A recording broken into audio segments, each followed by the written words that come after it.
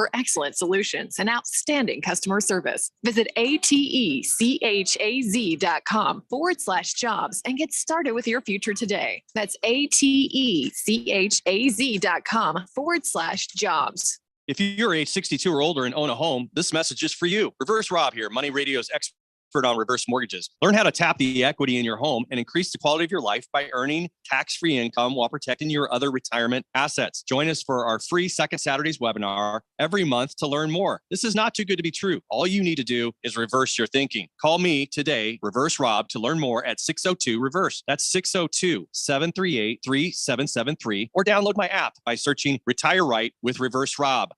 Remember when you could go to the doctor and actually leave feeling better? Hi, this is Dr. Stephen Katz. The problem with our healthcare system is the focus on the system and not on your healthcare. At the Naturopathic Physicians Group in Scottsdale, our doctors are experts in full spectrum healthcare using a natural approach. Patients come in for a variety of issues, including joint pain, chronic conditions, and issues specific to men and women's health. We help people find relief when other doctors have failed. Our naturopathic doctors can restore your pain-free life using cutting-edge regenerative treatments. We can also help restore balance to your immune, digestive, and hormonal systems. Addressing your cause can also improve both mental and emotional stability. If traditional medicines aren't working for you, don't you think it's time to start feeling like yourself again? Call us. We're the Naturopathic Physicians Group in Scottsdale, Arizona at 480-451-6161. That's 480-451-6161, or go to naturopathicgroup.com. If you're age 62 or older and own a home, this message is for you. Reverse Rob here, Money Radio's expert on reverse mortgages. Learn how to tap the equity in your home and increase the quality of your life by earning tax-free income while protecting your other retirement assets. Join us for our free Second Saturdays webinar every month to learn more. This is not too good to be true. All you need to do is reverse your thinking. Call me today, Reverse Rob, to learn more at 602-REVERSE. That's 602-738-3773, or download my app by searching Retire Right with Reverse Rob. KQFN Tempe. Also transmitting on K25CD Phoenix at 99.3 FM. And K240U Fountain Hills at 95.9 FM. All right, people, settle down because it's time. Time for what? Showtime. When does it start? Right now. 3, 2, 1. Let's get on with the show. Let's do it.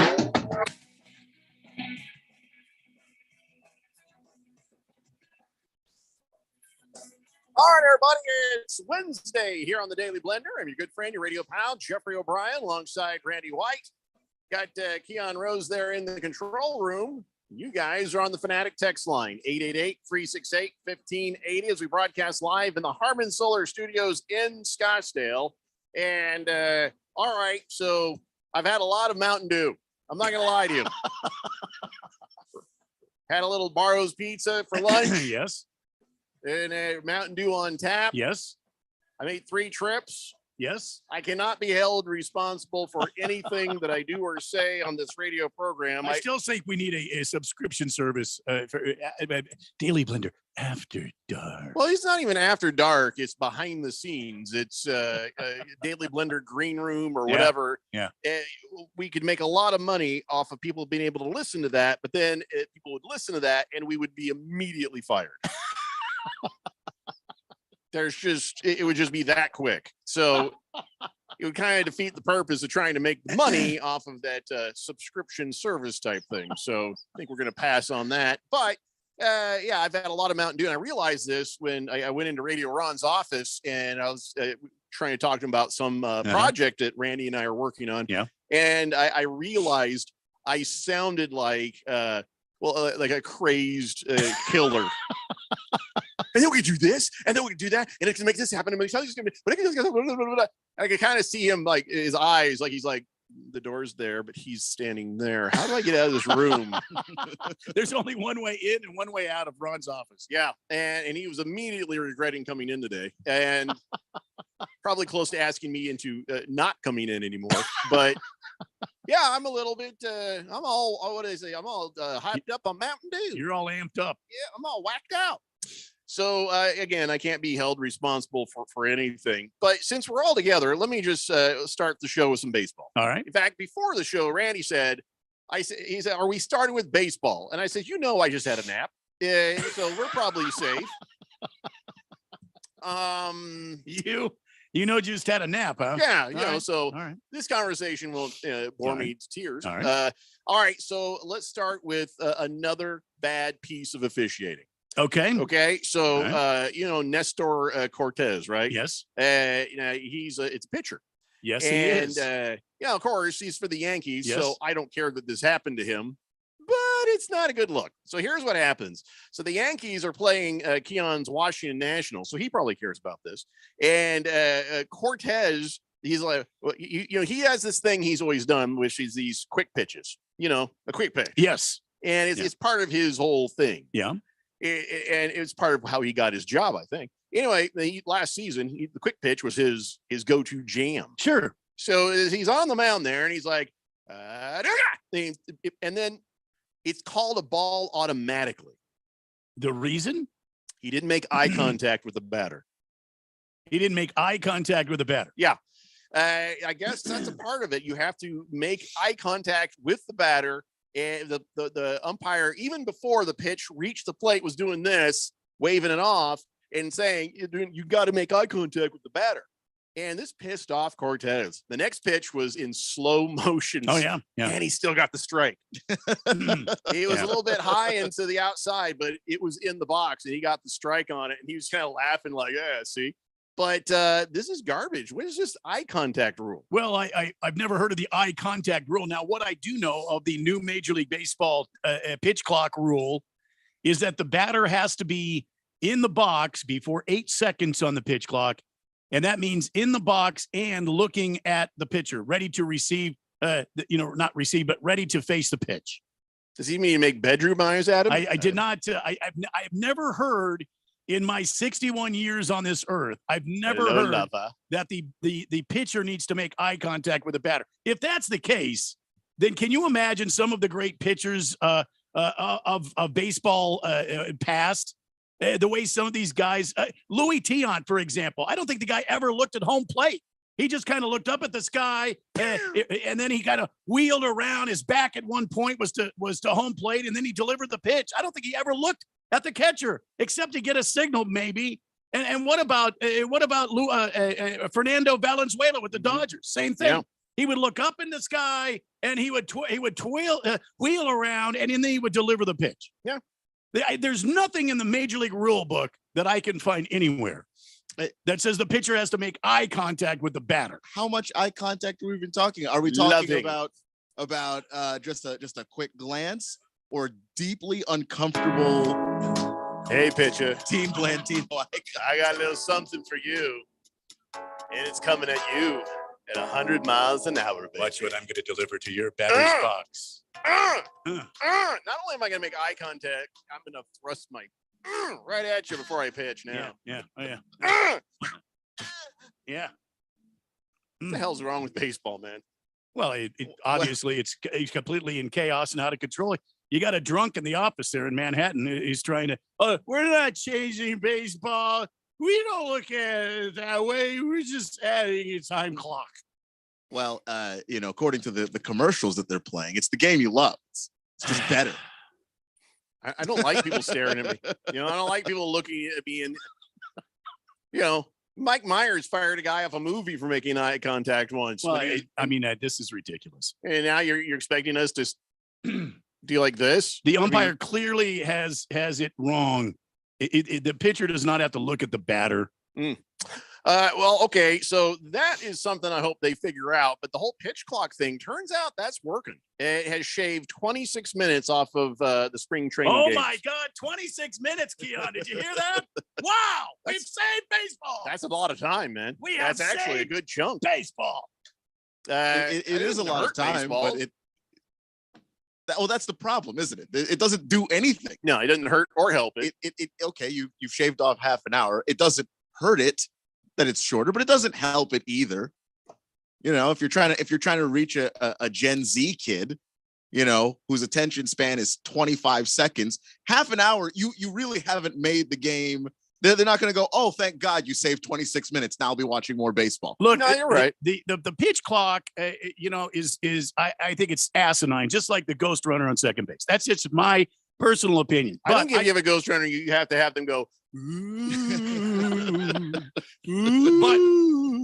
But I will say, getting rid of the shift and making the infielders play in the infield to make it a more athletic game, I am 100% for that. I am 100,000% for that. I think that is a great move, and I fully back that, because now you got guys that are going to be able to get base hits. You're going to have runners on base, and now they've increased. Of course, they got to increase the bases because they think that 4 inches overall, 4 inches is going to solicit more stolen For bases. most of the listeners in this audience, 4 more inches would make a huge difference, Well, because then they'd have 5. Anyways, what? wow. Eh? So that takes him out of micro world then. What right? What do you think of the pitcher only getting 2 pickoff opportunities? Okay, and that's another stupid thing. I dumb. hate that rule. Come on, Now you gotta man. watch the guy run because you've used up your pickoff opportunities. So I don't like that at all, because now you're and I see what they're trying to do. Drunky Drunk is trying to make it more exciting when you get base runners on base, trying to make these guys steal a base. Okay, I get it. But Vince Coleman has not played the game in I don't know how long. Ricky's still somewhere in Oakland trying to steal the base in Oakland. He doesn't even remember. He's not playing baseball anymore. I mean, come on. This is ridiculous. The bases were one size. You didn't have to make them larger. You just had to get more guys out there willing to steal a base. That's the bottom line. One of the things about bigger bases, it'd be helpful for the players if they had bad eyesight, but generally that's always just the umpires. So I don't know if it was even necessary. I will say this, also something new that not a lot of people are talking about. The new schedule structure for baseball. Nobody is talking about it. Nobody is really bringing this up, and I think this is excellent. I think somebody would bring it up. This is really good. Why don't I bring it up since I'm talking about it? I don't know. You want to think about it for a minute, or I don't know. go ahead? I think Randy's the man for the job. Okay, well, all right, it's Randy then. All right, so now you still have 162 games. Yes, it's a long game. 162. Yeah, but you no longer are going to play your interdivision rivals. So in other words, the Diamondbacks will only play the Dodgers, Padres, and the Rockies 13 times. Okay, not 18. So that's down. That's one. I like that. And they're going to fill those games that they're no longer playing against their interdivision rivals. They're going to fill that with the rest of the National League. So more games against the Mets, more games against the East Coast teams, more games against the Central Division teams. You're going to have a lot more teams that are coming to Phoenix, and a lot more games, at these other ballparks for the Diamondbacks. So I think instantly you make the game more interesting right there. Second thing is you're not playing 20 games interleague baseball against the AL. You're now playing 46 games. 46 that's games. cool. So now you're going to see a whole diverse look at baseball. The whole inner core of baseball. You're going to have teams coming in here from American League parks, the Blue Jays more often, the Yankees more often. You're going to see the Houston Astros more often. You're going to see the Twins come in here more often. So I think that's going to be fun. The weird thing that I Since have, nobody is coming to watch the Diamondbacks, we'll sell more tickets. well, listen, I'm analyzing the Diamondbacks right now. They've made some quality moves coming out of spring training, but we'll talk about that later. So we'll be in 3rd place rather than 4th place in our own division. Well, in our own division. Unfortunately, in our division, it's a murderer's row of teams. Yeah. 3rd place at best in our own division. Well, yes. However, we're not talking about. So now Major League Baseball says that these interleague games that you're going to play against your natural rival in the American League. And here's a list of some of the natural rivals in the American League. Okay. Anaheim and the Dodgers, the Angels versus the Dodgers, natural rival, right? Yeah. Geographically speaking, natural. Yeah. Then they've got the Athletics and the Giants, natural rival, of course. Then you've got the Guardians and the Reds, natural rivals. Okay. Now here's where it kind of gets, it kind of falls off the tracks for me. They say that the natural rival for the Diamondbacks in the American League is the Texas Rangers. I can't remember the last time any Diamondbacks fan ever talked about the Rangers. Them sons of bitches, Rangers. It never came up. God All damn right. it.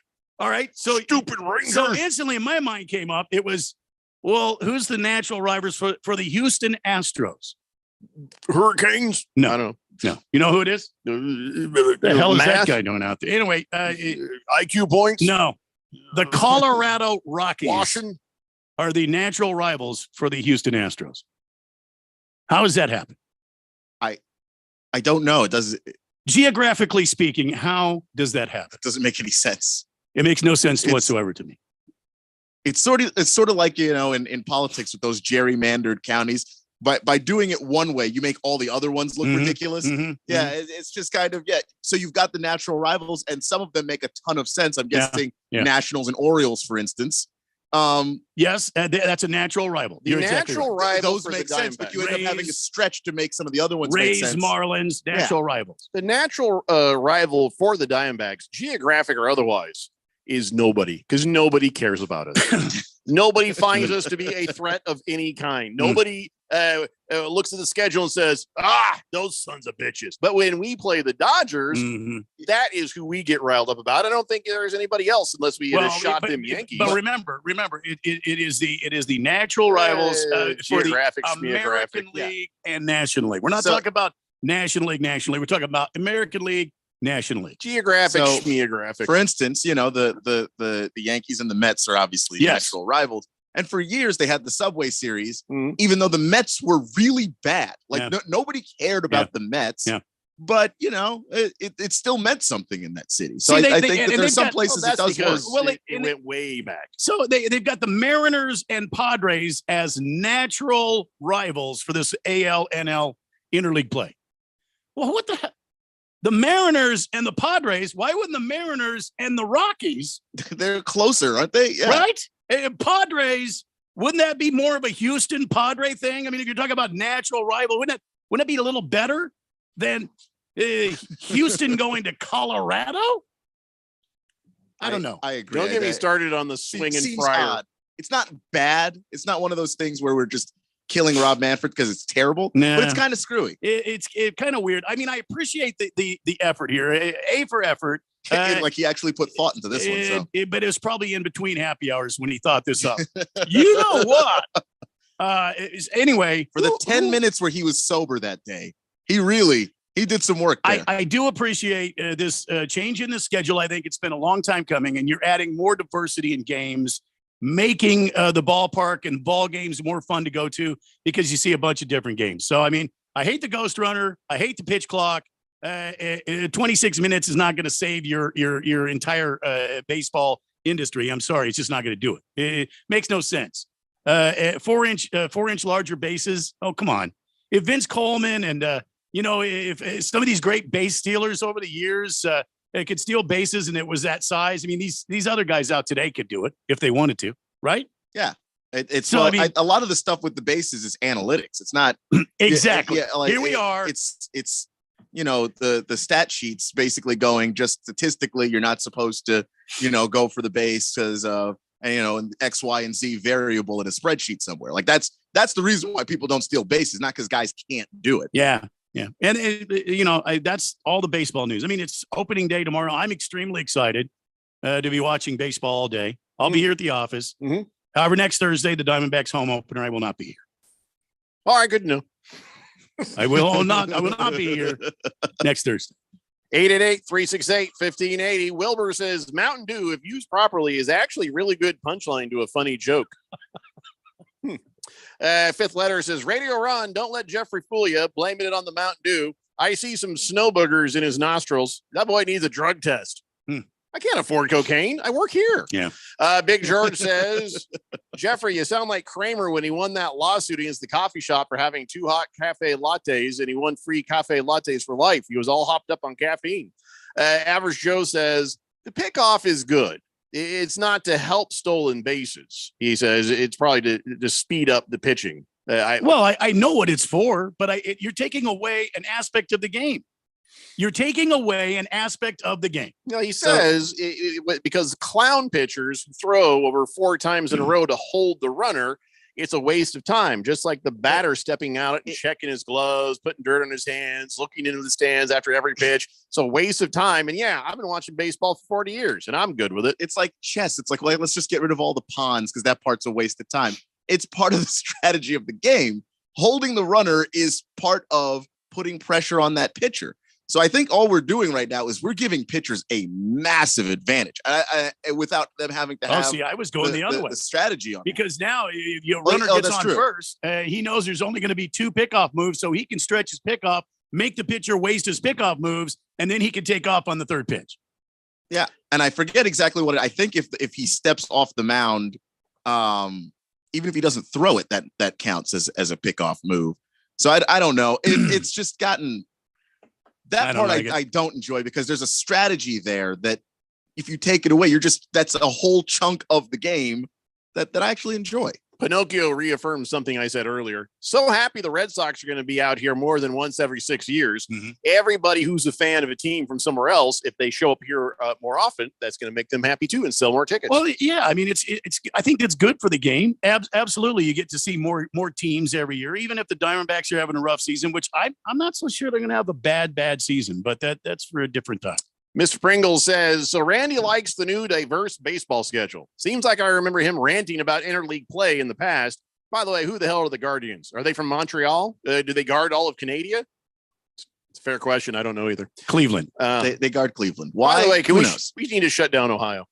Every time I saw that on your Twitter. Oh my God. There's another chemical thing, a spill, a train, a this, a that. Just shut the whole thing down, and two good things happen. Let the land heal, and then we don't have to hear the Ohio State anymore. Just shut it down. Shut Ohio down. Nothing good is happening in Ohio.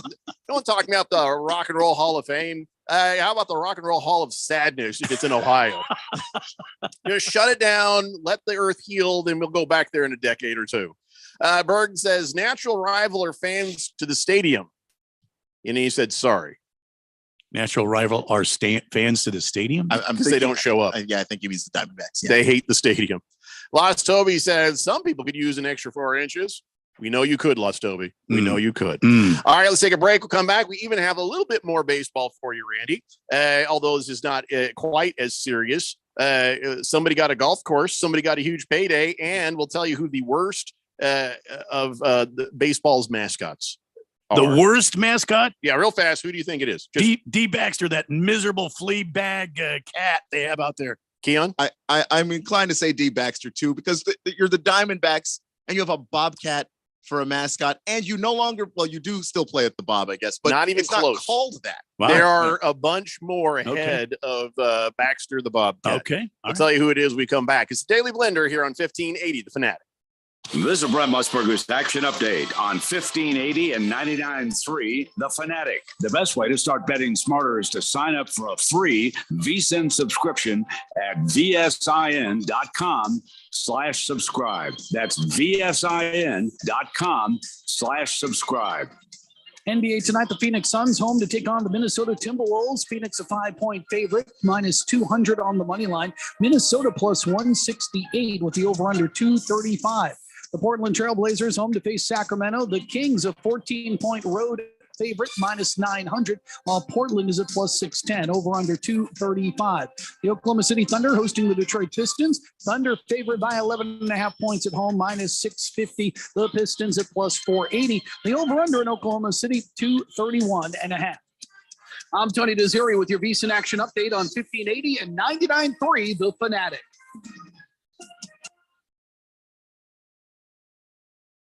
Everyone loves TV Dad. On the next TV Dad, presented by Progressive, TV Dad explains becoming a man. Son, it's time we had the talk. Okay, TV Dad. You know, drivers who switch and save with Progressive could save hundreds. Oh, is that why my voice is changing? That's a question for your health teacher. Listen to your TV Dad. Drivers who switch and save with Progressive could save hundreds. Progressive Casualty Insurance Company and affiliates. Potential savings will vary. Need weekend plans to get spring ready? Make Lowe's your weekend destination this spring with Weekending at Lowe's. Stop by for free activities and workshops, including our upcoming Raised Garden Bed workshop. This month, we're celebrating with fun events like SpringFest Egg Venture, where you can enjoy Easter treats for the whole family. Visit Lowe's.com/events for this month's full lineup. Count on Lowe's for all of your home improvement needs. And now, activities in your community with Weekending at Lowe's.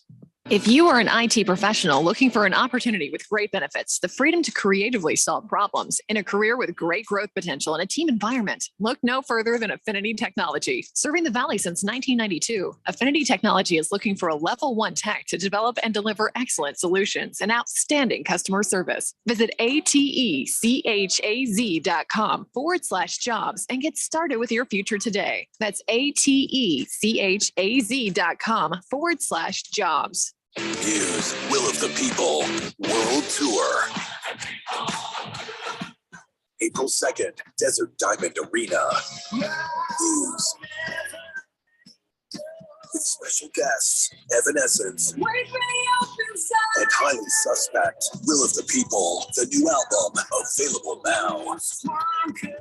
Tickets are on sale now at news.nu. News, produced by AEG Presents. Are you a planner? Do you like to plan ahead? Then, of course, you already have a plan to call Harmon Solar, right? Bruce Jacobs here. It should be at the top of your list to get solar now and enjoy huge savings next summer, up to 85% on your monthly bill with zero down and no payments for 12 months. Then you can plan what to do with all that extra money. Harmon Solar is a family-owned, women-owned, local company that uses top-of-the-line equipment. Call Harmon Solar 800-281-3189 or go to harmonsolar.com. When it comes to March Madness, the Fanatic has you covered wall to wall. Layup is good.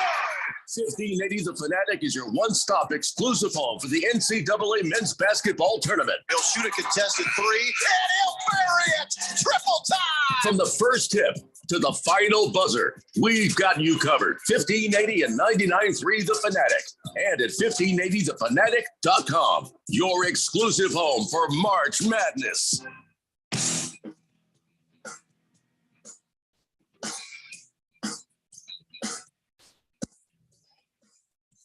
Welcome back to Daily Blender on this Wednesday, halfway through the week and headed for the weekend. And by the way, tournament heating up. Got the big Final Four games this weekend, and then Monday's the championship game. There's still time for you to get in on all the action through FanDuel, America's #1 sportsbook. Action, action, action. That's because right now, FanDuel giving new customers a no-sweat first bet up to $1,000. That's $1,000 in bonus bets if your first bet doesn't win. So basically, you place place your bet, whatever it might be. You lay your money down, and whatever you lay down, if that bet doesn't win, you get that back in bonus bets. So it's almost like losing nothing. And then you can use those bonus bets on another wager that you'd like to make. See what I mean? Mm-hmm. Easy. And that's why FanDuel is giving it back to you. Just go to FanDuel.com/Randy1580. Sign up today to claim your no sweat first bet. Then you can wager on everything from the money line, point spreads, what team's going to win, who's going to be cutting the twine, as a friend of the show, Al McCoy, likes to say. Who's going to cut the twine at the end of the championship? You can make your wager there. You're going to miss Al McCoy, aren't you? Yeah. I hope they give him a ring before he goes away. Anyway, it's all in an app that's safe, secure, and super easy to use. Don't miss your shot at a no-sweat first bet up to $1,000 when you join today. FanDuel Sportsbook. Just go to FanDuel.com/Randy1580 to sign up. Must be 21 or older, present in the state of Arizona. First online real money wager only. $10 deposit required. A refund issued as non-withdrawable bonus bets that expire in 14 days. Restrictions do apply. See terms at FanDuel.com/sportsbook. Gambling problem, 1-800-NEXT-STEP, or text NEXT STEP to 53342. Thank you, Randy. I feel pretty good. Good. No. Let me finish. About the fact I have no idea who won last night's NIT games. I have zero idea who's going to the championship. Really? Don't know. Don't care. I feel pretty good that I can don't tell know. you this without going into too much detail. Yeah. Wisconsin, the Badgers lost. Really? In the last 5 minutes of the game, they didn't score a point. Did you see that I said put the house on North Texas to George yesterday? You did say that, yeah. If he'd have listened, he'd have another house. Don't tell me who the other team is. I simply do not care. But if you do, we'll have that game for you at 6:15 on Thursday. But I guarantee nobody cares. If you care, text in. Don't lie. I'll be able to tell. But if you care, I'd like to know. 888-368-1580. Let's clean up the text line and we'll get back to some baseball here. Big George says, don't get me wrong. Oh, brother. The balanced schedule is good for baseball. That's how things were pre-1998. This pitch clock is going to be a disaster, and I dread the day when a game is decided by a pitch clock violation. Rob Manfred's ruining baseball, along with all these ESPN yahoos praising Manfred for the pitch clock. Yeah, well, Keith Passon, a.k.a. Eddie Munster, needs to shut up. Hookham Hottie is, of course, focusing on the bad mascots because she says the Rangers captain has to be one of the worst mascots. Freaking horse, and it's ugly. Let me see here. Let's see. Rangers captain actually shows up just one slot better than Baxter the Bobcat. So, as you know, Randy mentioned earlier, Major League Baseball's opening day is tomorrow. And so, of course, somebody decided to conduct a poll on the best and worst mascots in baseball. 1,000 people got shown a series of head-to-head mascot matchups, and people picked the best one in each mascot, like a, bracket challenge. Yeah. And afterwards, they looked at the ones that performed the best, and this is how we have this list. The absolute worst mascot, according to this process, was the swinging friar for the San Diego Padres. Oh, boy. Most hated. After that, it's Slider for the Cleveland Guardians. Billy the Marlin for the Marlins. Oh, that's too bad. Raymond from the Tampa Bay Rays. Get it? Raymond. Yeah. Southpaw from the Chicago White Sox. Blooper from the Atlanta Braves. Screech from the Washington Nationals. No kidding. What? Yeah. I like Screech. And then it's Baxter the Bobcat. Then it's Rangers captain. And the best one. Who do you think the best one is of all of the Philly mascots? Fanatic. Philly Fanatic. Nope. 10th place. 10th place. No kidding. Remember, he's iconic. This is 1,000 people looking at the pictures and saying which one they like better. So there's a visual. You don't necessarily have the history of this whole thing. So, Philly Fanatic was in 10th place. So give me another guess, and then I'll tell you. The KGB chicken. What? Who? No, there's nothing. The San Diego chicken. Oh, right. Probably not on the list. I don't think they do that anymore, do they? Oh, he's still out there. Is he? Really? Yeah, yeah. Is he official? I don't think he was official. He's not official. That's why he's not official. How about you, Keon? The best one. The Who do you best think one. The best one is Mr. Met. I sure hope not. What? Wally the Green Monster. Wally the Green Monster is 9th place. And where's this Met? I don't see anything. Mr. Met. There's no Mr. Met. It's the big old baseball head. I'm gonna say you just made that up. No, that's the Mets mascot. It's the Mets mascot, Mr. Met. Mr. Redlegs is in 17th place. Yeah, that's the Reds mascot. Oh, Mr. Met in 5th place. 5th place. Yeah, there 5th. you go. Paws from the Detroit Tigers because he looks like a tiger. He's an orange and black striped tiger. And then, so that's the one people like the best. Then Clark the Cub from the Chicago Cubs. Clark the what? Yeah. TC Bear from the Minnesota Twins. Stomper from the Oakland A's. And then Mr. Met. Anyway, so, yeah. What? What was? Go back to this Cub one again. What is this? I've never. Clark the Cub. I have never heard of this. Me neither. I got a picture right here. Kind of millennial soft, snowflake is this Cub thing. There it is. There he is. He's just a bear wearing the jersey. That's it. It's got to be because they're the lovable losers. So the next time you want to bag on Baxter the Bobcat, just remember, there's a lot more really bad ones out there. Baxter is pretty bad. Where's Baxter on the list? Baxter is at 20th place. Yeah. So there's a bunch more worse than him still. But yeah, the worst. Who's worse than Baxter? Screech, Blooper. Screech Southpaw, is not worse than Raymond, Baxter. Billy the Marlin, Slider, and the Swinging Friar. Is the Whatever. worst. Screech is like a top 15. Take it up with the people, Keon. Just take it up with the people. Okay, yeah, I will. Actually, they don't have taste. Now, for what it's worth, more than half of baseball fans think these teams that are missing a mascot should get a mascot, and those teams that don't have a mascot, the Yankees, the Dodgers, the Angels. You think the Angels should be like Angels, right? But most people just don't give a damn. The Angels have a mascot. His name is Shohei Ohtani.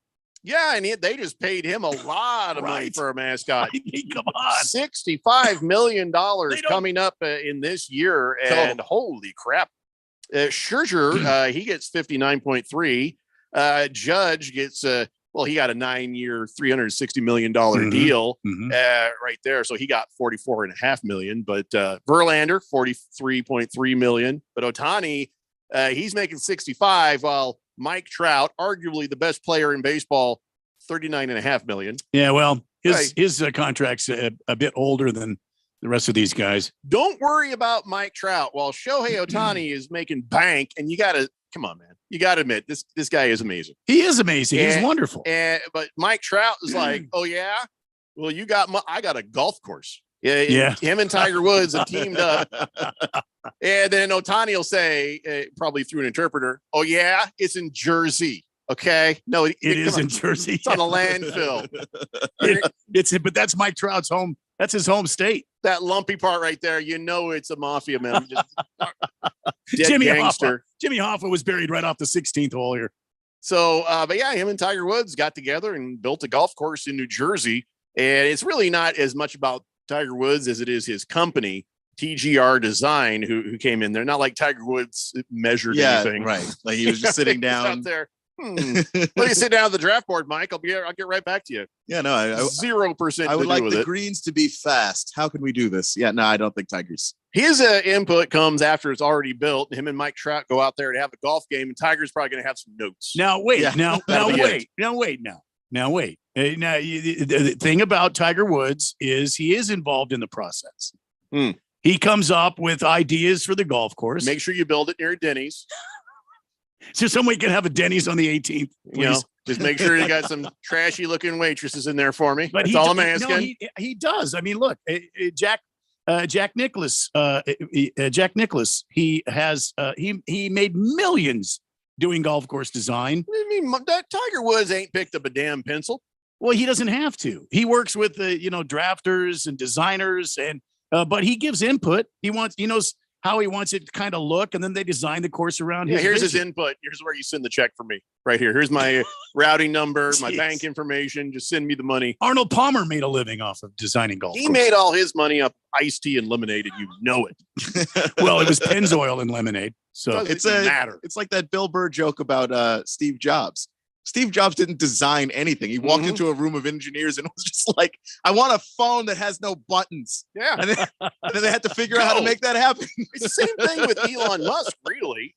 I've been saying this Elon hasn't invented anything. Yeah. Elon hasn't done nothing. He bought Tesla. You're like, oh, he invented the electric car. The electric car was invented 100 years ago. And you look this up, it's true. And they were just like, hey, this is great. Where are you going to plug it in? Well, we don't have a whole lot of electricity right now, do we? I mean, the electric car company he owns, he didn't found it. He bought it. Do you think he designed one spacecraft? Do you think he designed anything? No. He was just sitting there standing over an engineer's shoulder and going, oh, no, you screwed that up. And then he goes in with the eraser and really changes it to fix it. Yeah, he's got Steve Jobs vision, and except for it's on the spectrum, and but he'll write the check for it. So you can salute him for at least helping the process, but he is not. Everyone's like, oh, he's a genius.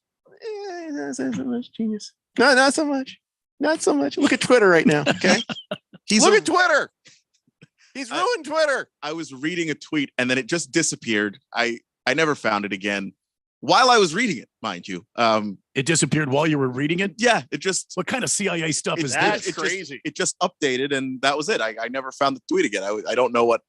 I like Mark Cuban is like, Mark Cuban was like, yeah, I paid the $8 for the verification thing. You didn't do a damn thing for me. Well, I was supposed to make it better for me. And I'm losing 500 or 1,000. Well, that's your personality, Mark.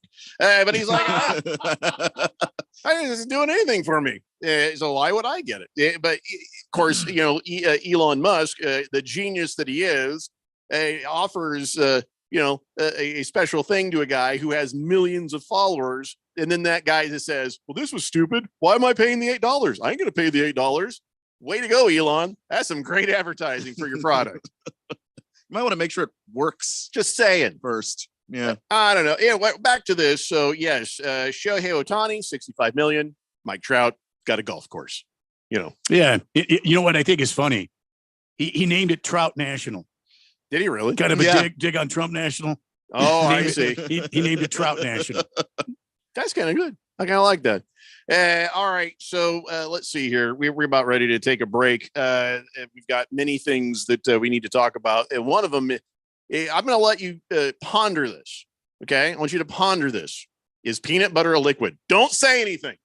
We'll talk about it when we come back. Real fast, let me just get caught up on the text line since we got about 30 seconds. Kyle G says, making the bases bigger in baseball will actually make the game longer. More steals means more runners in scoring position, which means more runs, which extends the time to get there for the 3 outs, and it extends the inning, which extends the game. Major League Baseball is run by fools, and now base stealing records mean nothing since it's now easier to steal a base. I agree. Fifth letter says, Randy, I drafted Corbin Carroll and Jake McCarthy in my fantasy draft.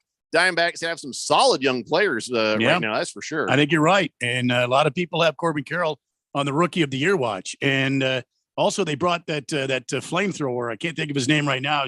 It's off the top of my pointed head. But that kid, look out for that kid to show up this year as well for the Diamondbacks. Why does Heathen Hammer say Stomper? What was that in reference to? That was like Stomper's the A's mascot, I believe. Oh, hold on. I'll find out. I already put that piece of paper. Did you say Stomper for best or worst? Yeah, that's a good question. Well, I don't know. Oh, hold on. Stomper.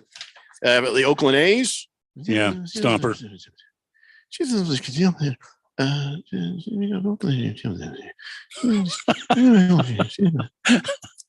Yeah, they don't even have it on the list.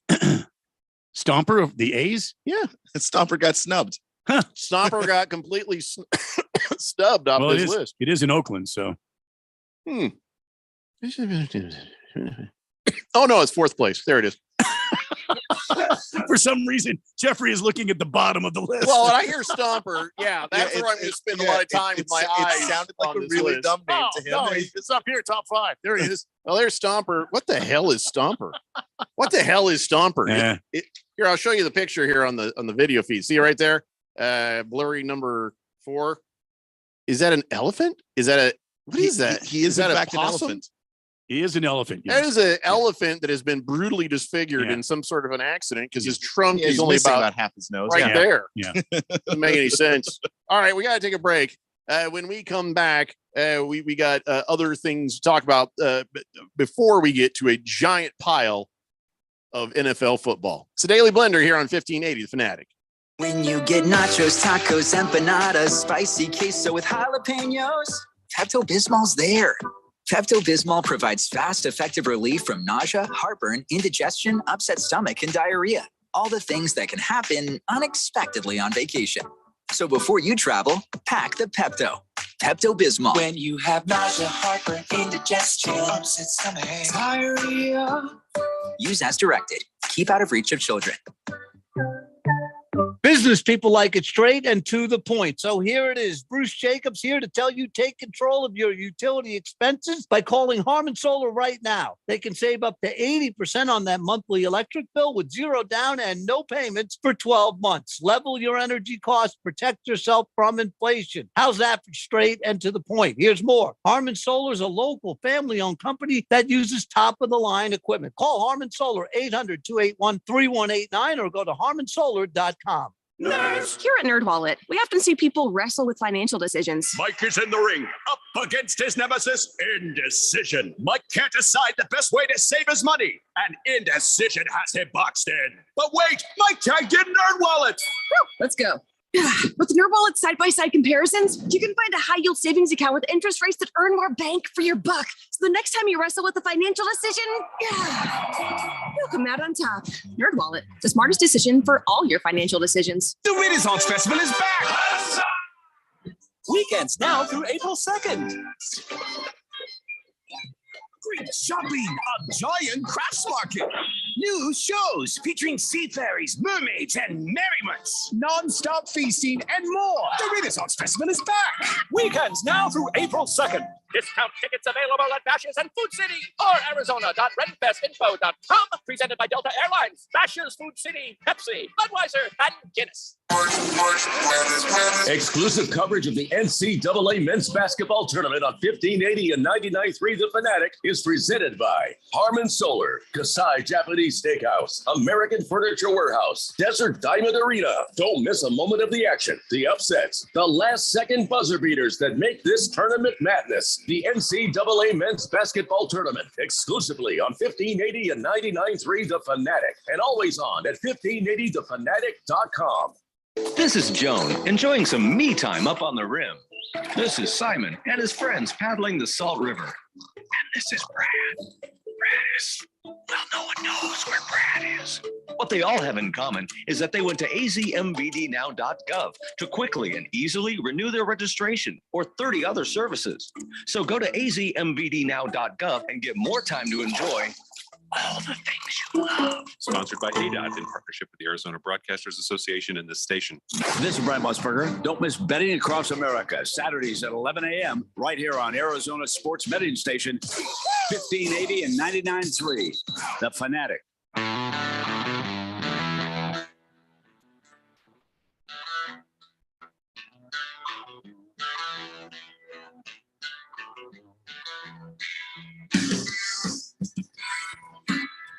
Barry Blender here on 1580 The Fanatic. We got so much more stuff to talk about, not just baseball. Although historian says baseball changes, yawn. All right, well, I guess that's not for you, historian. But being called the historian, I'm surprised you don't care for the baseball, to be honest. You know? Why does he call himself baseball historian? Oh, he doesn't. He's the historian. Ah, yeah. Okay. All right, so let's get caught up on the text line. Suns bot, not going to talk about it. But he's right. Kevin Durant is back tonight, right? They say questionable because Monty likes to play chess when all you need to do is play rock, paper, scissors. But he's going to play tonight, right? All signs point towards Kevin Durant suiting up tonight. All right. Hopefully that goes well, especially because we're playing Donnie's Minnesota Timberwolves. So. Donnie. Lost Toby says, did they ask 1,000 people who have never heard of baseball? I wondered about that. Probably. I did wonder about that. And by the way, now we know who Stomper is for the Oakland A's. Somebody tell me why the Oakland Athletics have an elephant with their nose cut off as a mascot. It's funny that you bring this up, Jeffrey, because I happen to know why. Please tell me. The Oakland Athletics have an elephant as their mascot. Please say. 1902, John McGraw, who was set to leave his position as manager of the Baltimore Orioles to take on the same role with the New York Giants, said this to the press back in the day, that the Philadelphia A's, the Philadelphia club, will not make any money because they're overpaying their players. They have a couple of players that they have these exorbitant contracts. And so the Philadelphia club will make no money. They have a big white elephant on their hands, meaning this giant beast that has to be fed. Okay, again, this elephant is great, but go ahead. So the A's at the time, the Philadelphia Athletics at the time, took that remark by the head coach of the Giants and made that their mascot, and has been their mascot since 1902. How is it in fourth place? It's like a sawed-off elephant. It does kind of look like a large-nosed mouse, if you ask me. Can I tell you who the best one I think is Mr. Met? I think that's the best mascot in all of baseball. He's just got a giant baseball for a head. You can't go wrong there. And he has a wife, Mrs. Met. Well, the only problem I have with Mr. Met is if you look, she's a girl baseball head. But if you look at the Mr. Redlegs, the Cincinnati Reds mascot, he was actually around before Mr. Met. And so Mr. Met came along after Mr. Redlegs. Wait, what does Mr. Redlegs look like? I don't like a baseball with an old style handlebar mustache. So the same thing, just with a mustache. Exactly. And red. Well, those are both in great mascots. Are you feeling the kind of conspiracy that's happening here? Nope. Maybe some stealing on the part of the New York Metropolitans? Listen, that sport teaches you to steal a base. You can steal a mascot. Doesn't matter. Who gives a crap? I think that Mr. Met is the best one, personally. But when it comes to some of these others, somebody said loose seal, Lost Obi did, and that's for the San Francisco Giants. It looks like a punk seal. He's got his hat on backwards, got some sunglasses, and a Giants jersey on. Yeah. He looks like a kid. That seal looks like a kid from a 1990s Sunny Delight commercial. I got the D. Yeah, I bet you got the D. 888-368-1580. Heavy Metal Maniac says, remember last week? I can't remember what I did this morning. That's he says, remember last week when I said I was mad that they sped up the game of baseball because I would make less beer sales? Well, come to find out, they've now extended beer sales into the 8th inning. Beer cutoff is no longer 7th inning. They did that because of the game clock, so I got a chance to still make some good money. See? Well, there you go, Heavy Metal Maniac. Because if you make money, guess who else makes money, Heavy Metal Maniac? The teams. So, of course, they're going to extend that. Yeah, it makes all the sense in the world, and we're glad that's not going to cost you any money. Hook'em Hottie says, Elon Musk only knows one thing, how to ruin Twitter. Or how to make money. I'm kind of losing money at the moment right now. You know why? Because Elon Musk knew enough to say, I want some electric cars. Buy me a company. Let's make electric cars. I mean, okay, no, also listen, hear me out. Hey, I want to have a space ship. Buy me a company. I want to have a spaceship. Okay, that works. And those things are starting to make money. And he's like, nobody else. He's like, I'm going to buy me Twitter and I'm going to run it myself. There's no genius there. Look, he co-founded PayPal. You know why he's not involved with PayPal? He wanted to run it, and they kicked him out. Yep, because they were smart enough. No, here's a guy with some.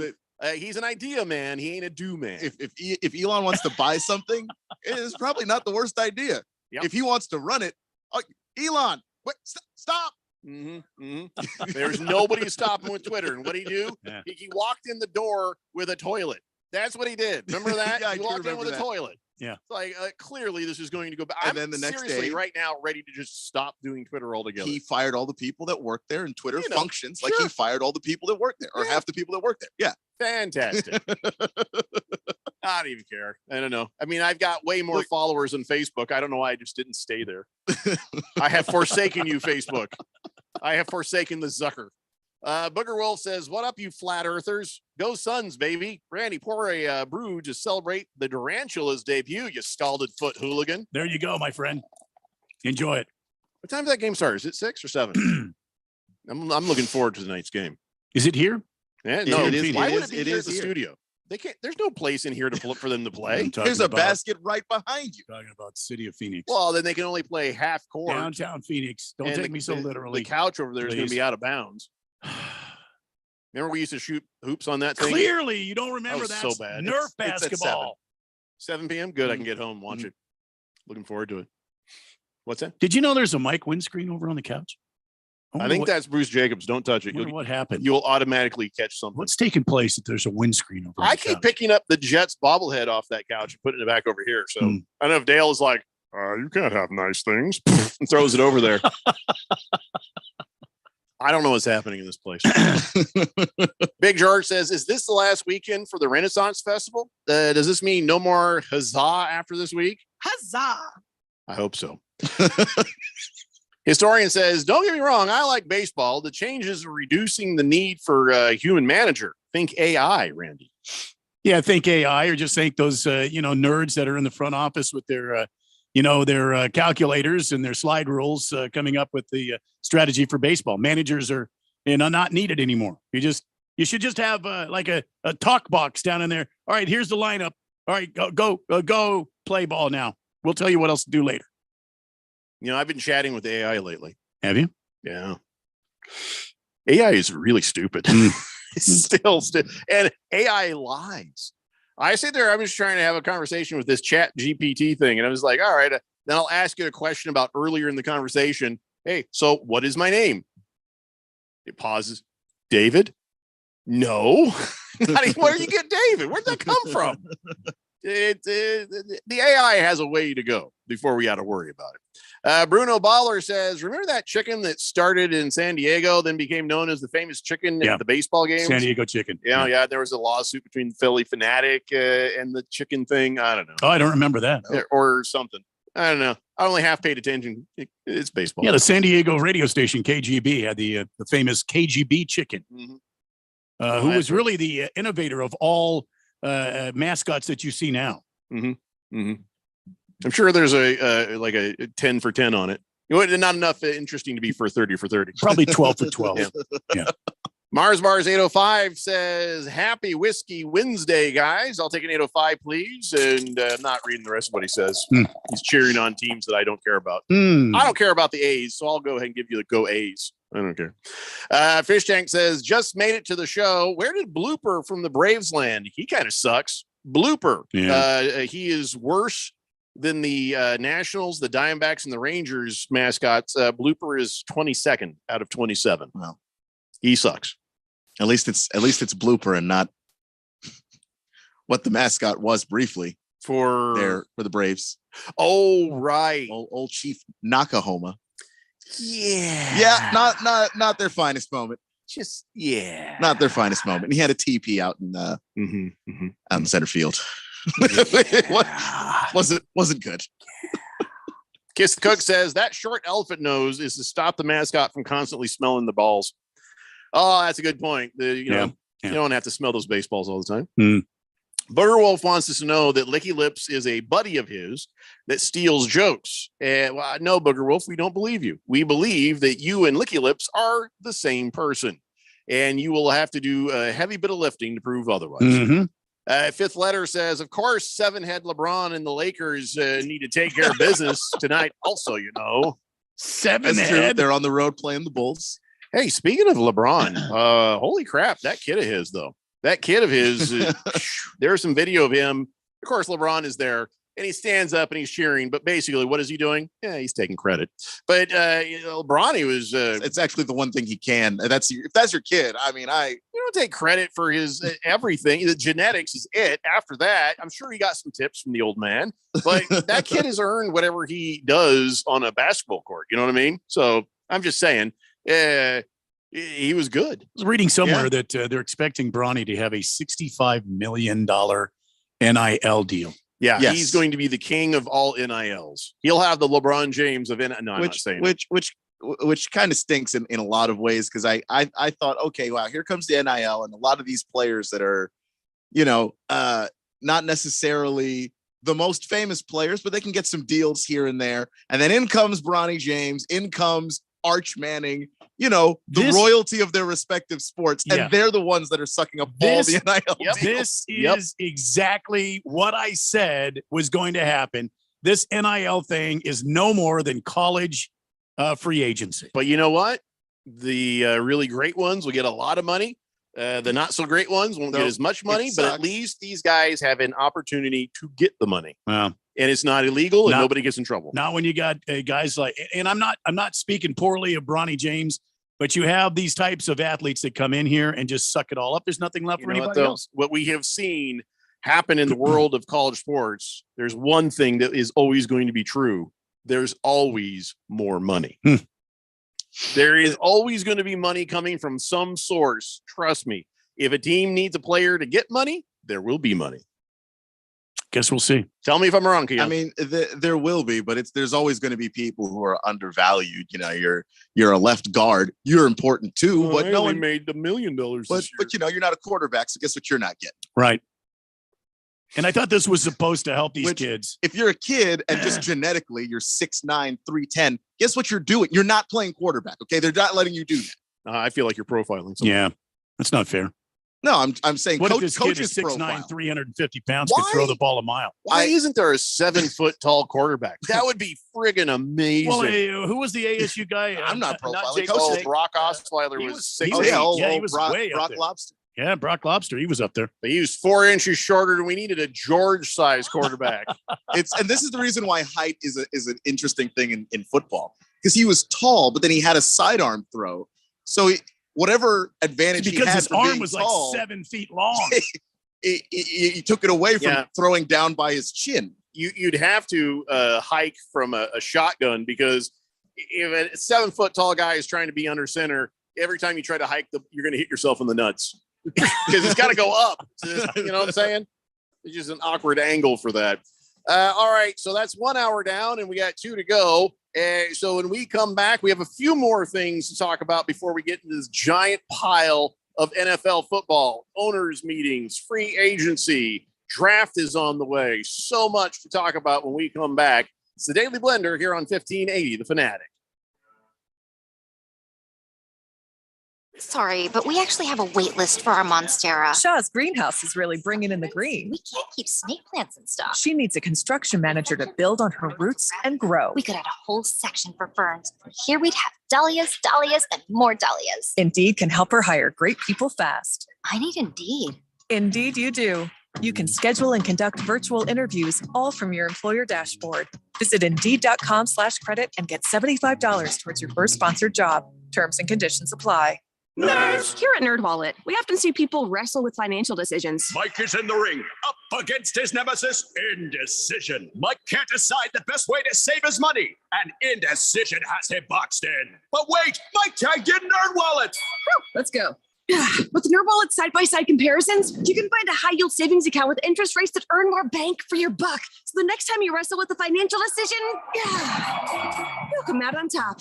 NerdWallet, the smartest decision for all your financial decisions. Today on Hey Culligan's Smart Home, Smarter Water Softener. Here's Kevin. Hey Culligan, can a smart water softener lift those heavy salt bags for me? Kevin, it can.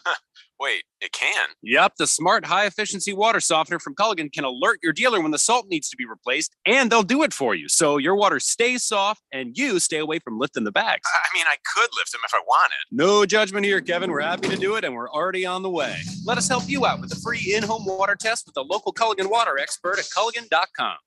Children are born learning. From birth to age 5, they develop faster than any other time in life. Great childhoods are made in these first 5 years, in play and conversation, at home and outside, in quality childcare and preschool, and in our communities, in the simple moments that help kids learn, grow, and succeed. First Things First is Arizona's early childhood agency with free programs to support great childhoods. Learn more at azchildhoods.org, sponsored by First Things First.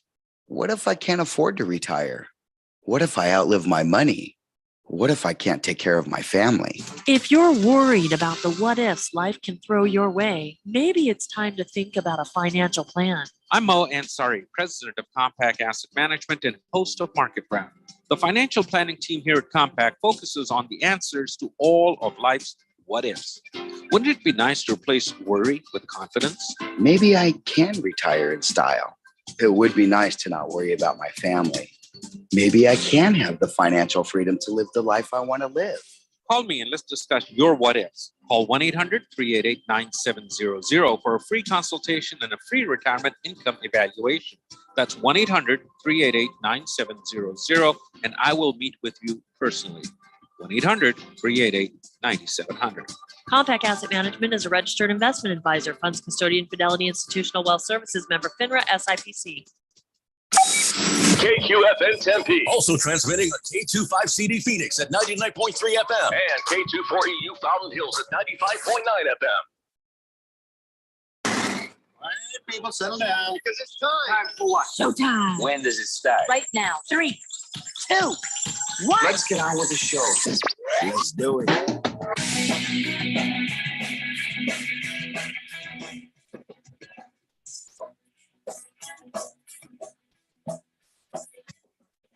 All right, everybody, it's 4 o'clock here on the Daily Blender. I'm your good friend, your radio pal, Jeffrey O'Brien, alongside Randy White. Got Keon Rose in the control room, and you guys are on the Fanatic text line, 888-368-1580. As we broadcast live in the Harmon Solar Studios in Scottsdale, we have a crap ton of NFL to talk about. NFL quarterbacks, owners meeting, you name it, we got it. And or we saw a couple of other non-football things to talk about before we get there. But before we get too deep in all that, I think this is a good time for me to tell you guys who your man of the day is today. And today's man of the day is a woman, because that's how awesome what she has come up with. Now, this, I think, can be duplicated, and it doesn't have to be wine. Let me just get you there, okay? So this lady named Alexandria Funnel, she's in the Australia, and she was going to a Bon Iver concert. And her and her friend were like, you know, we got paid $200 for tickets, and we got to go in there. And we know how it is at the Bon Iver. There's a huge line at the wine carts. because it's Bon Iver. It's The you know, wine cart. It's not like it's like chill music, so there's it's more about wine than it is like beer and whiskey. So they didn't want to wait in line or overpay for drinks, and she's like, well, you know what we'll do. She hollowed out a loaf of sourdough bread and hid a bottle of wine in the bread. So she comes walking in. Security sees her. She's like, I've got my bread. And they're like, fantastic. Because the venue, they like, you can bring your own food, but you just can't bring your own alcohol. And so security saw the bread and they're like, come on through. And so there she is. It looks like she's pouring wine out of that's some Jesus activity right there. But she's pouring wine out of a loaf of bread. And then the bread, she took it home that night and made garlic bread from it. So there's no waste at all. Yeah, it was pretty good right there. She hollowed it out and then she slid the bottle of wine inside. And then she made garlic bread out of it. Yeah, later on, yes. And you could also put other bottles of whatever you want. If you could put a bottle of wine, you probably get a couple of beer bottles in there. Absolutely. Yeah. Or you could probably get a whole bunch of airplane liquor bottles in there just till it fills up. And another person, once took a water bottle, filled it with whiskey, put it in a Pringles can, put some Pringles on top of it. So you open up the Pringles can, you see Pringles. That's thinking right there. There you go. That's genius right there. But your man of the day is this lady from Australia for thinking outside the box. Oh, here I got a picture of her pouring it right there. Very nice. I can't see, but yeah, it looks kind of gross actually. It looks like the bread is bleeding into the cup, doesn't it? Like she's just like gutted this bread. I don't know. Huh. That's the good stuff. Hey, all you men out there, if you're a short guy and you're losing your hair, congratulations. You are the total package right here, right now. New poll from dating.com found short bald guys, single bald guys, they're doing great. Third of people currently looking for a man said that being bald and under 5'7" would have no impact on their decision to date them. Really? Huh. Liars. Here it says 36% say they'd feel more comfortable making the first move in a guy who's short or missing some hair on top. And so you might not have to do anything, short, bald guys. Just stand around by the bar and put out your vibe. And of course, one of the things that women find attractive in a short, bald guy is that, being that you're unattractive to everyone, that you probably wouldn't cheat on her. This is what I'm saying. A lot of women like to be the more attractive one so that the man doesn't cheat. So that is why, everything's turned up aces for short, bald guys. But if a third of people are attracted to short, bald guys, then somebody else might steal your short, bald guy. Yeah. That's a risk. That is a risk. So just saying. So congratulations to you short, bald guys. You better act quick because this is not going to last. So the other thing for, us men to consider, remember the other day we were talking about if the end of the world came? Yes. And the climate change froze everything. Shh. Don't. Shh. We're on live radio. Yeah, no, we talked about it on live radio before too. We were on air when we talked about that. Oh, you're not talking about our right? No. Okay. So the world freezes, but Arizona basically becomes Canada because the weather here will change and it'll be really nice and it'll be kind of cold, kind of snowy, but it's going to change things here. It's going to be kind of a nice place to live, actually. I was kind of looking forward to climate change for that reason, except for all the starvation and death and loss of life, lawlessness, and end of the world type stuff. Anyway, so that got me thinking because we talked about, you were well armed, I'm well armed. Yeah. We'll remember Keon fondly. Yes. That kind of thing. Well, I saw this about. I just want to make something real clear. There's no such thing as zombies. There's not? No, there's zero. Every TV show has a dystopian kind of feel to it, and there's zombies or viruses and end of the world this or that. There's no zombies. But the zombies have been trending because that Last of Us show with the Mandalorian guy. Yeah. And he's got Pedro Pascal. Yeah. Where he assists this small person It's the same thing as the Mandalorian. He's just not wearing armor anyway. Because in the Mandalorian, he's got the little yogurt, and he takes him and tries to get him back to his people. Mm-hmm. And in this show, The Last of Us, he takes this little person, tries to get her to some people. It's the same thing. It's the same thing, except for it's the zombies, and there's no pew pew. There's none of that. Have you seen it? No ray guns. I haven't seen it yet, but I will. It's the Mandalorian, but without all the sound effects. Okay. Anyway, so they did a poll. It turns out over half of Americans think they know how to kill a zombie if they turned out to be real. Okay. Do you know how to kill a zombie? Right between the eyes. Do you know how to kill a zombie? Blunt force trauma to the head. Yeah. Well, I don't know what the real answer is because they're not real. But when they polled people, only 53% said, yeah, I know how to kill a zombie. I got this. And the other 47% were like, no, I'll probably be a future zombie. I'm going to definitely get bitten. So 24% of people in this poll don't think it's weird to prepare for a zombie apocalypse. More than 1 in 10 think there will be someday. And of those people, 70% think it's going to happen in the next 30 years. Based on what? It's made up.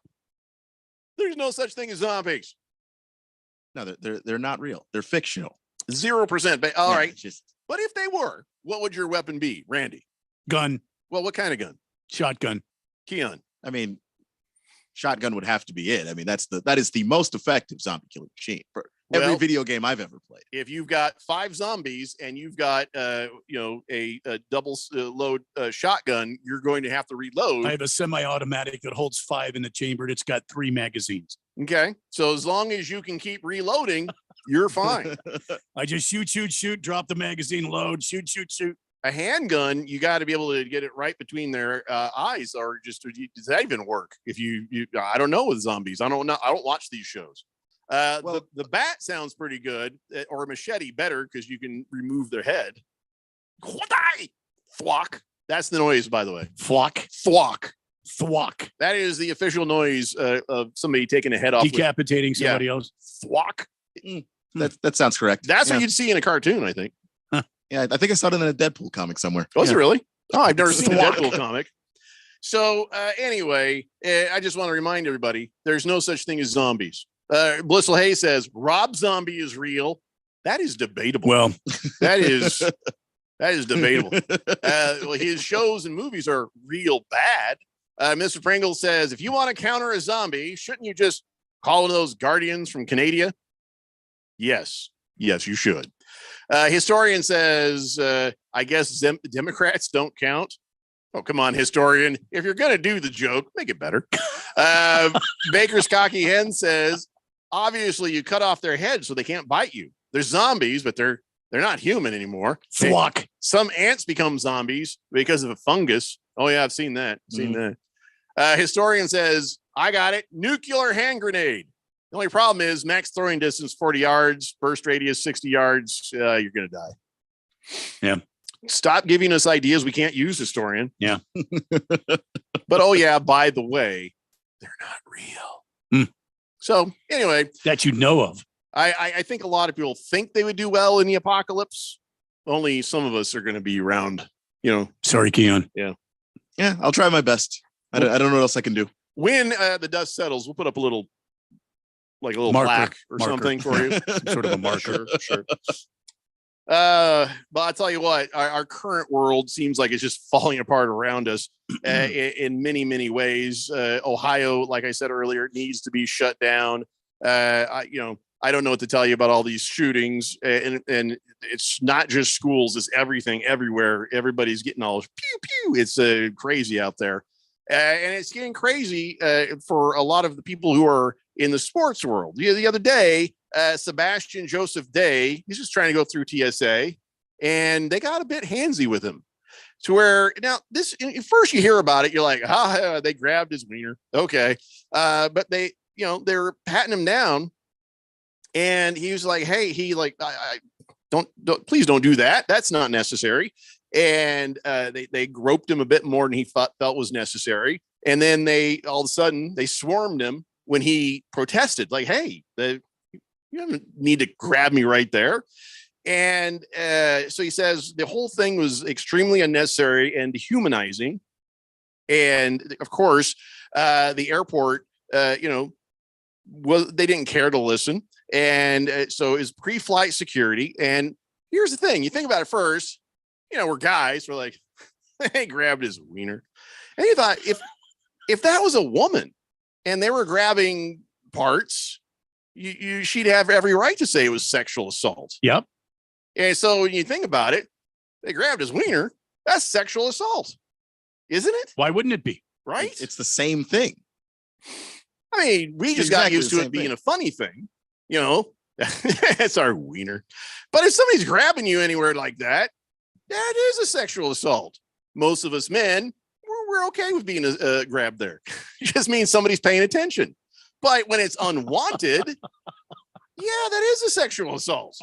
Yeah, no, and sometimes, you're just going through the airport. You're not trying to, there's nothing to enjoy there about the airport. And then someone is groping a little bit more than they should. Then you just. Some people would say, what was he wearing? That's not right.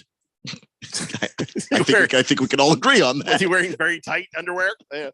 So, that just seemed like, why? I mean, I get it. You got to search a guy, but do you really got to, you know what I'm saying? Get up in there. You really don't get all up in his nature. There's nothing that's there that can also be an explosive. I'm sorry. He says, I'm all for people doing their job well, but it was extremely unnecessary and dehumanizing. I travel a lot for personal and work reasons, and I've never experienced anything like that.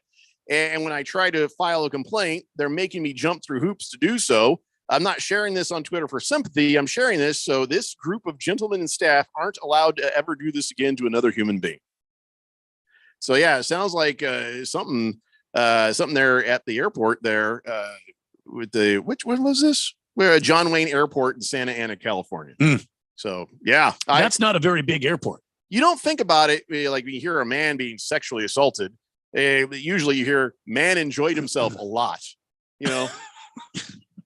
but when it's unwanted, So by the way, speaking of TSA stuff, I asked you this question in the last hour: is peanut butter a liquid?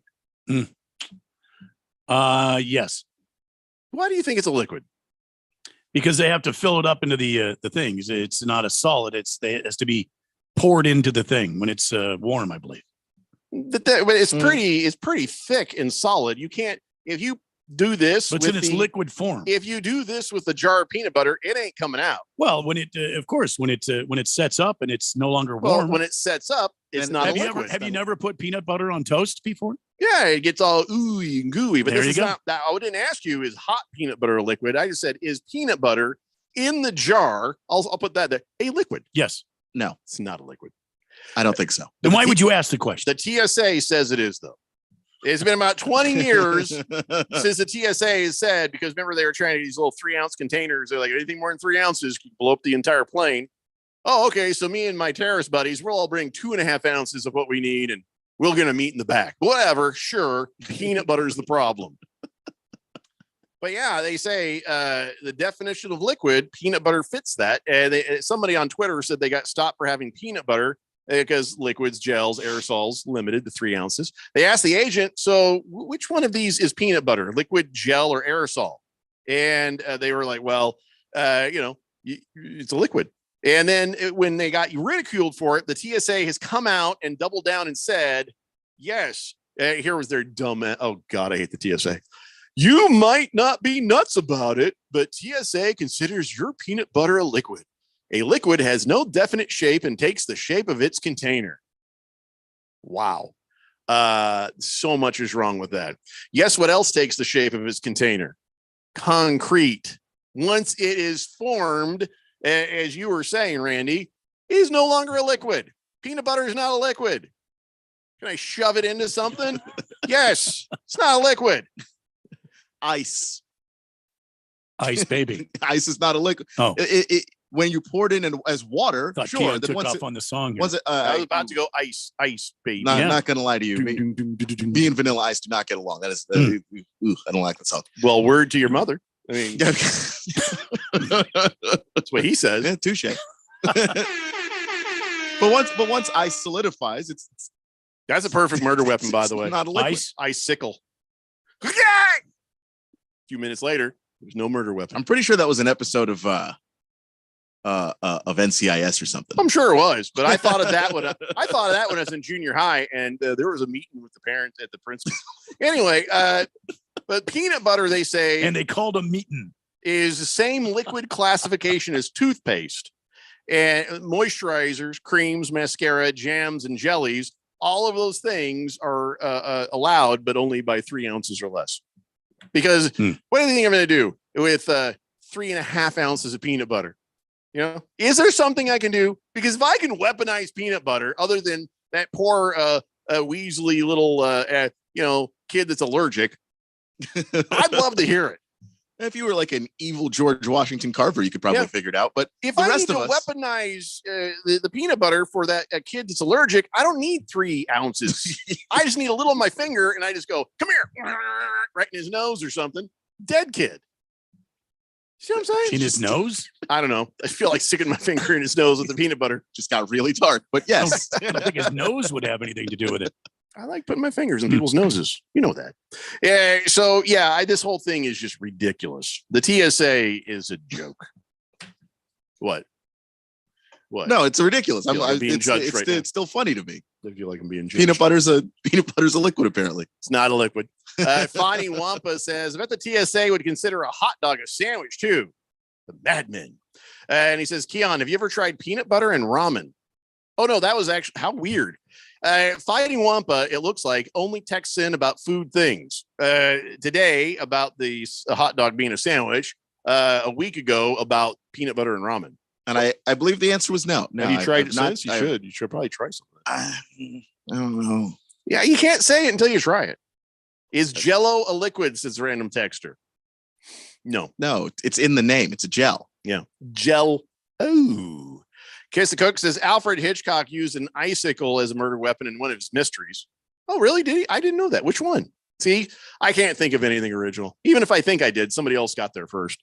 Fish Tank says, Jeffrey, can you can I tell you how proud I am of you for where is this? Hold on here. Here it is. Jeffrey, can I tell you how proud I am of you for having any idea who Bon Iver is? Oh, I like the Bon Iver. It's very soothing music. It's so soothing music. It's not a bad Bon Iver if you know. No, it's not. He says it's pretty good. Is paste a liquid? A Fish Tank says, I think peanut butter is like a paste. Well, according to TSA, paste is probably a liquid. Yes. T-Bone says, everyone knows in case of zombies, you take your car and you go to Mum's, you kill Phil, grab Liz, go to the Winchester, have a nice cold pint, and wait for us all to blow over. You're damn right, T-Bone. You're damn right. What was that? Oh, Shaun versus the Dead. That was it. You ever see that? No. You should watch Shaun versus the Dead. SHAWN. Is it Shaun versus the Dead or Shaun of the Dead? Oh, you better look it up now. I'm not sure now. Shaun of the Dead might be right, but I think it's Shaun versus the Dead. Historian says, no, zombies are real. You haven't seen my office at 8 a.m. on a Monday morning. It's Shaun of the Dead. Shaun of the Dead. Yeah, good job. Shaun of the Dead. Unlike Keon, I bet Randy watches it because it's a funny movie. I've watched a movie that was. There's only been 2 recommended to me. I don't. 2? What do you? Wait a minute. Have you watched Three Amigos yet? I have not seen Three Amigos. Don't talk to me anymore. It's the Daily Blender here on 1580, The Fanatic. Cashback is not available on gas in New Jersey and Wisconsin. Susan, it's so great to finally be able to get together again. Oh, it sure is. And I really appreciate you picking up the bill. I'm happy to. I've got the extra cash. Since we've all been driving so much more again, I've been using Upside, the free app that pays you cash back for every gallon of gas you buy. Wait a minute. Are you saying you actually get paid cash when you buy gas with the Upside app? Yes, I get real cash back just for buying the gas I was going to buy anyway. But is it a hassle to use? No, it's super fast and easy, and I can cash out whenever I want. That's a total no-brainer. I'm downloading the free Upside app now. Download the free Upside app now to earn real cash back every time you buy gas. Use promo code HEAT for an extra 25 cents a gallon bonus on your first tank. That's promo code HEAT. You can cash out anytime right to your bank account, to PayPal, or an e-gift card for Amazon and other brands. Just download the free Upside app and use promo code HEAT for a 25 cents a gallon bonus on your first tank. That's code HEAT. When you run a business, you need to be in control. And while you can't control everything that happens in the world of business, you can definitely take control of your utility expenses with the help of Harmon Solar. Give them a call and see how your company can save up to 80% on that monthly electric bill with zero down and no payments for 12 months. Harmon Solar is a local family-owned company that uses top-of-the-line equipment. Call Harmon Solar, 800-281-3189. That's 800-281-3189. Or go to harmonsolar.com. Nerds! Here at NerdWallet, we often see people wrestle with financial decisions. Mike is in the ring, up against his nemesis, Indecision. Mike can't decide the best way to save his money, and Indecision has him boxed in. But wait, Mike tagged in NerdWallet. Let's go. With NerdWallet side-by-side comparisons, you can find a high-yield savings account with interest rates that earn more bank for your buck. So the next time you wrestle with a financial decision, you'll come out on top. NerdWallet, the smartest decision for all your financial decisions. When it comes to covering the high school sports scene in Arizona, AZ Preps 365 has all the answers. Every Saturday morning from 8 until 10, they break down games, interview the newsmakers, talk with coaches from around the state, and stay up to date with what's happening with prep athletes and breaking news from the Arizona prep scene. It's AZ Preps 365, 8 till 10 Saturday mornings on 1580 and 99.3 The Fanatic, and always on at 1580thefanatic.com.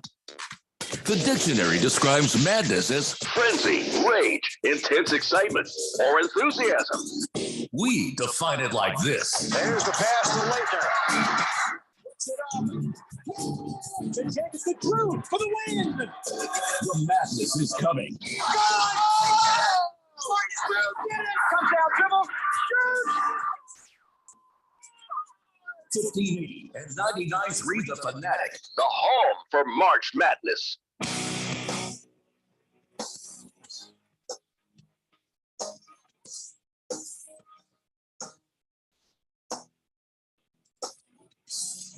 Steady Blender here on 1580 The Fanatic. Pinocchio, after hearing me say we should shut down Iowa for a while and just let the earth heal with all the crap that's going on there, says, how about you just combine all those middle states into one lump? Just call it Ohiowa.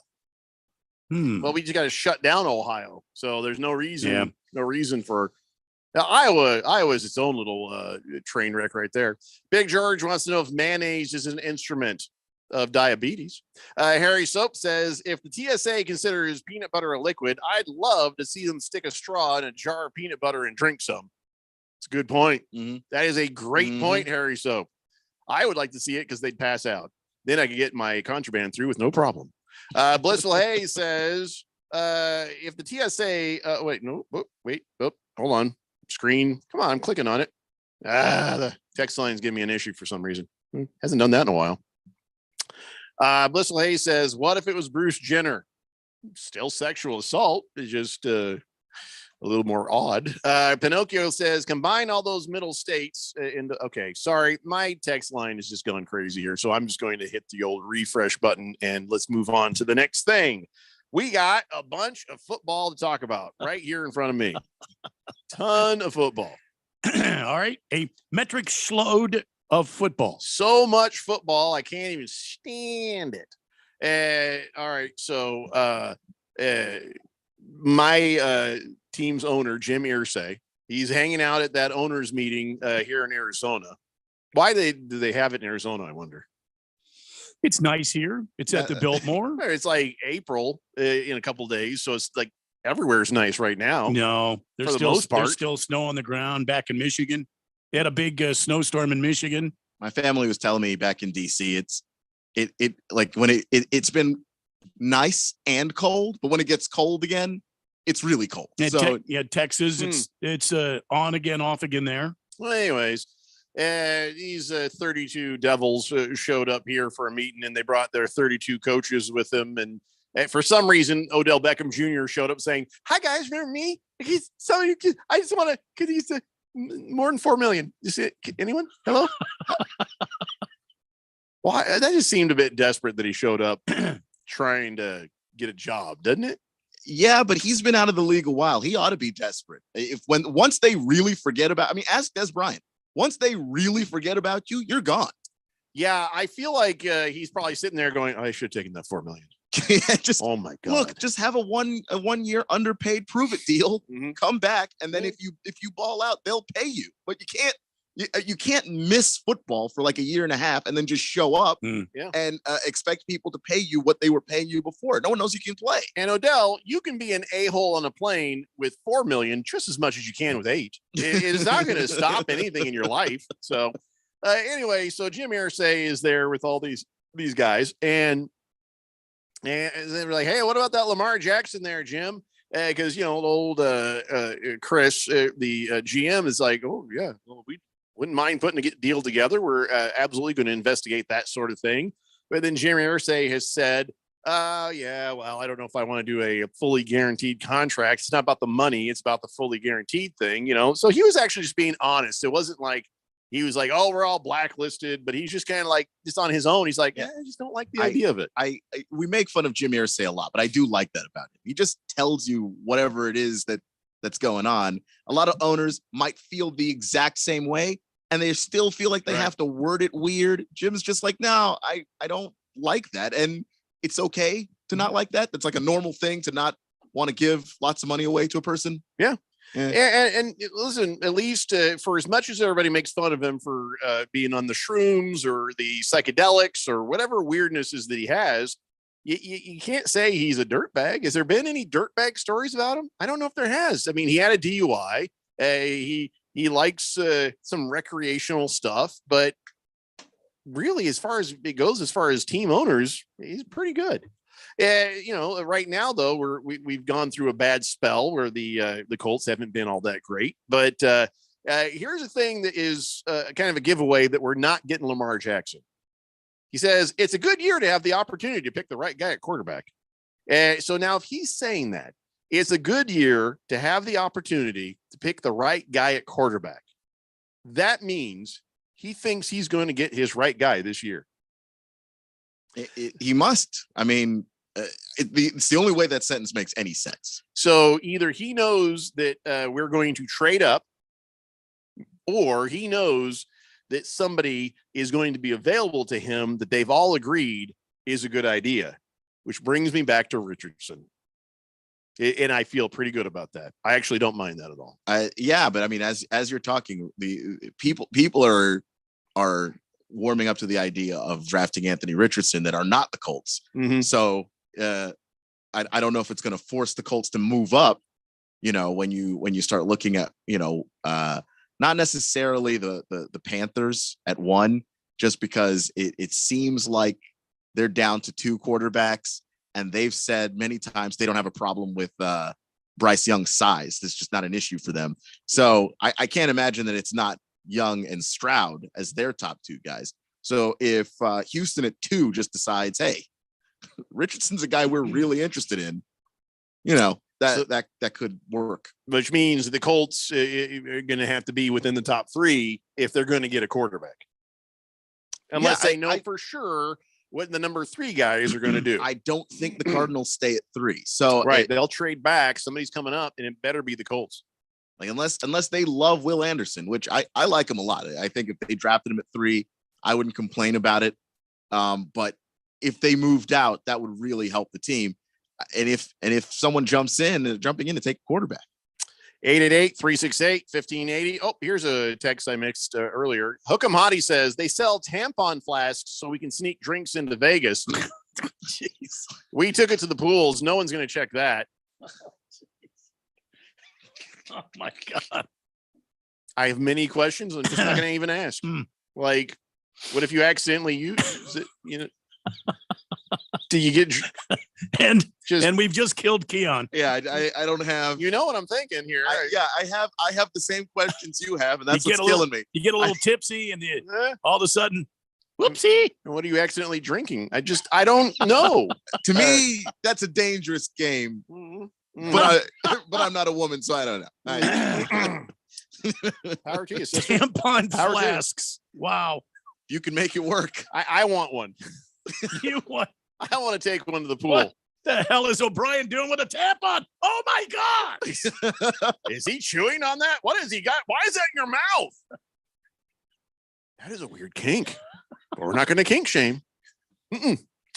Pinocchio says, no, I already did that. Okay, at least the text line is working again. So I'm going to scroll up here. Big George says the owners' meeting is in Arizona because the recreational use of marijuana is legal in Arizona. Yeah, it rotates around, Big George. So I don't think that's the issue. I also don't think they did that just for Jameer. No. Fighting Wampa says, I had an old girlfriend. She could suck a peanut butter through a straw. Hello now. Usually that line is golf ball and garden hose. We're moving on. Yeah. Hook'em Hottie says, it's not real. Well, we figured that if you're pouring whiskey in it. It's not real. Still. Fish Tank says, I don't know if you guys know this, but sometimes even the Colts lie. I'm sure they do. It's just Jim Irsay is when the Colts don't want people to know what they're doing, Jim Irsay is suddenly unavailable. Let's put it that way. He doesn't really have a filter between his brain and his mouth. He's suddenly unavailable. So, yeah, they just hide him. That sounds like when somebody comes into the building here. Oh, is Randy here? Oh, no, he's unavailable. Yeah. They don't even tell me someone's here. Oh, hell, I'll be up front. Somebody will walk in. You Jeffrey O'Brien? Nope. You want me to get him for you? Next thing you hear is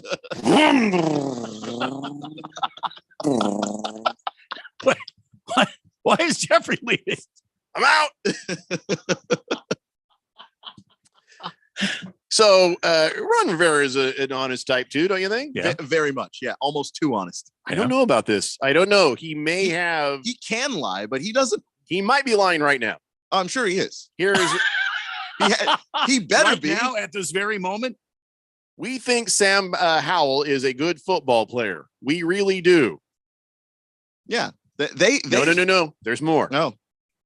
He has the same type of ability and skill set as Brock Purdy. Wow. Why is that a lie? Why is that a lie? I'm just putting it out there to find out if he thinks it is one. No, I don't think so. Because when you look at Howell was a guy that was supposed to be a first rounder. That was like the projection on him. And then that last year at North Carolina, all of the talent on his team went to the NFL, and he looked awful. And I think that helped tank his stock a whole lot. He needed a tampon flask. That's what he needed. But, exactly. But when you look at what Brock Purdy does well, the fact that Brock Purdy can scan the field, the fact that he's able to throw the football accurately at every level, Howell can do that.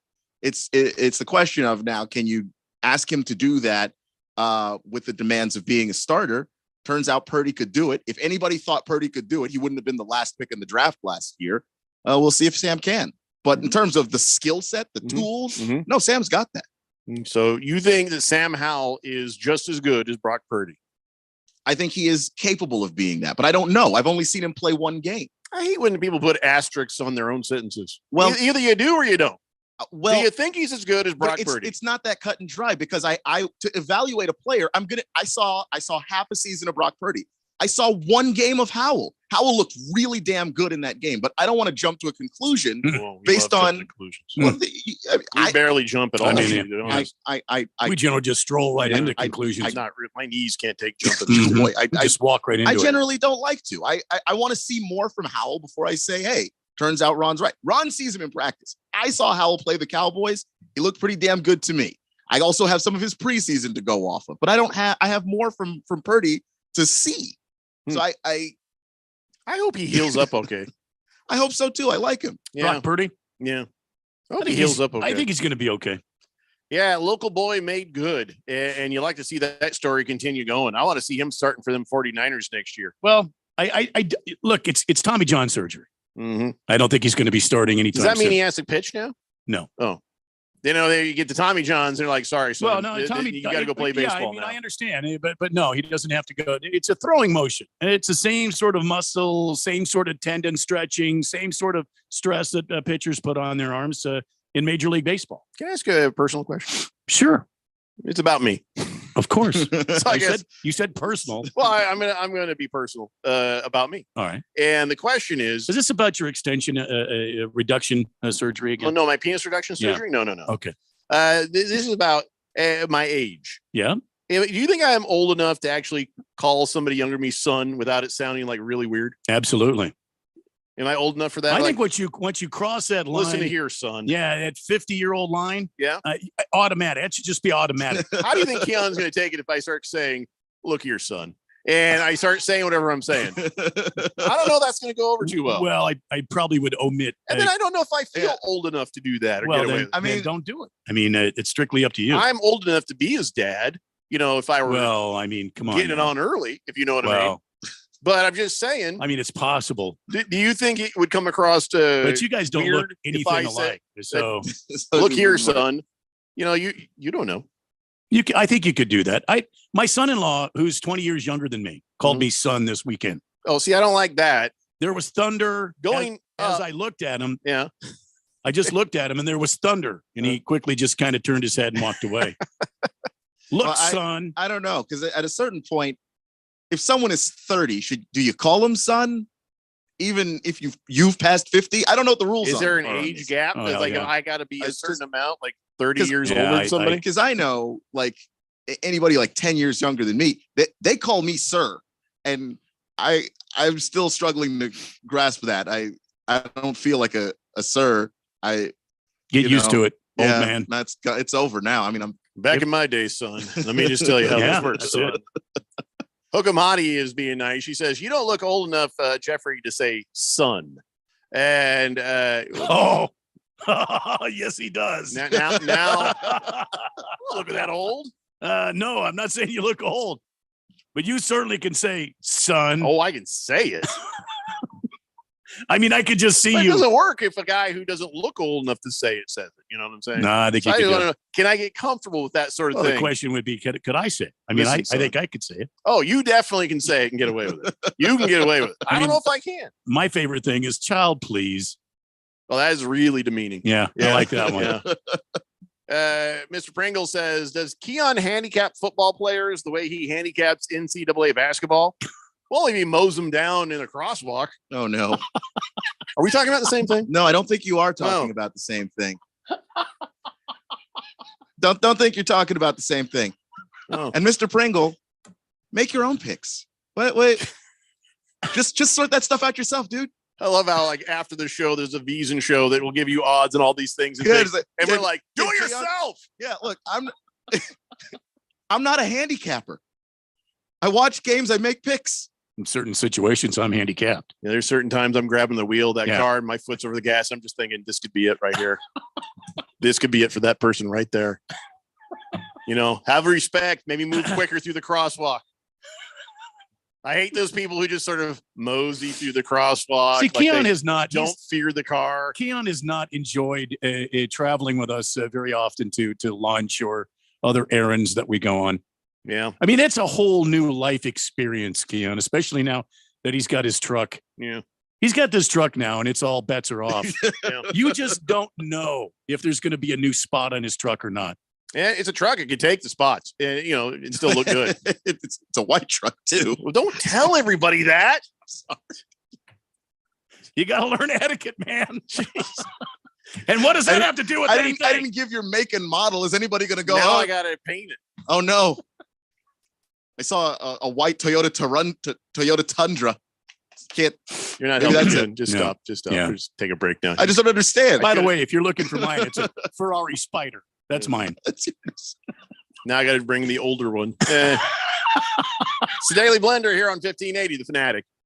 If you have an IRA or 401k, please listen closely. My name is Jason Hansen. I'm a former CIA officer and New York Times bestselling author. Throughout my career, let's just say I've been in some hairy situations. And I believe right now, the biggest threat facing Americans is they need to protect their wealth, which is exactly what I'm doing for my wife and 6 kids. And I believe the ultimate safe haven is physical gold and silver. You can protect your hard-earned retirement assets with a tax-free loophole that allows you to convert your retirement into physical gold and silver. The folks I use are Advantage Gold, and believe me, I've investigated the heck out of all types of people. Advantage Gold is the nation's highest rated gold company. They have the best process, pricing, and service. If you want to get your free gold and silver investment kit, please contact Advantage Gold right now, and you'll see how easy it is to protect yourself with precious metals. Call 800-900-8000. That's 800-900-8000. 800-900-8000. Advantage Gold is not an investment advisor or a tax advisor. Consult with your financial advisor before investing. Call 800-900-8000. Nerds! Here at NerdWallet, we often see people wrestle with financial decisions. Mike is in the ring, up against his nemesis, Indecision. Mike can't decide the best way to save his money, and Indecision has him boxed in. But wait, Mike tagged in NerdWallet. Let's go.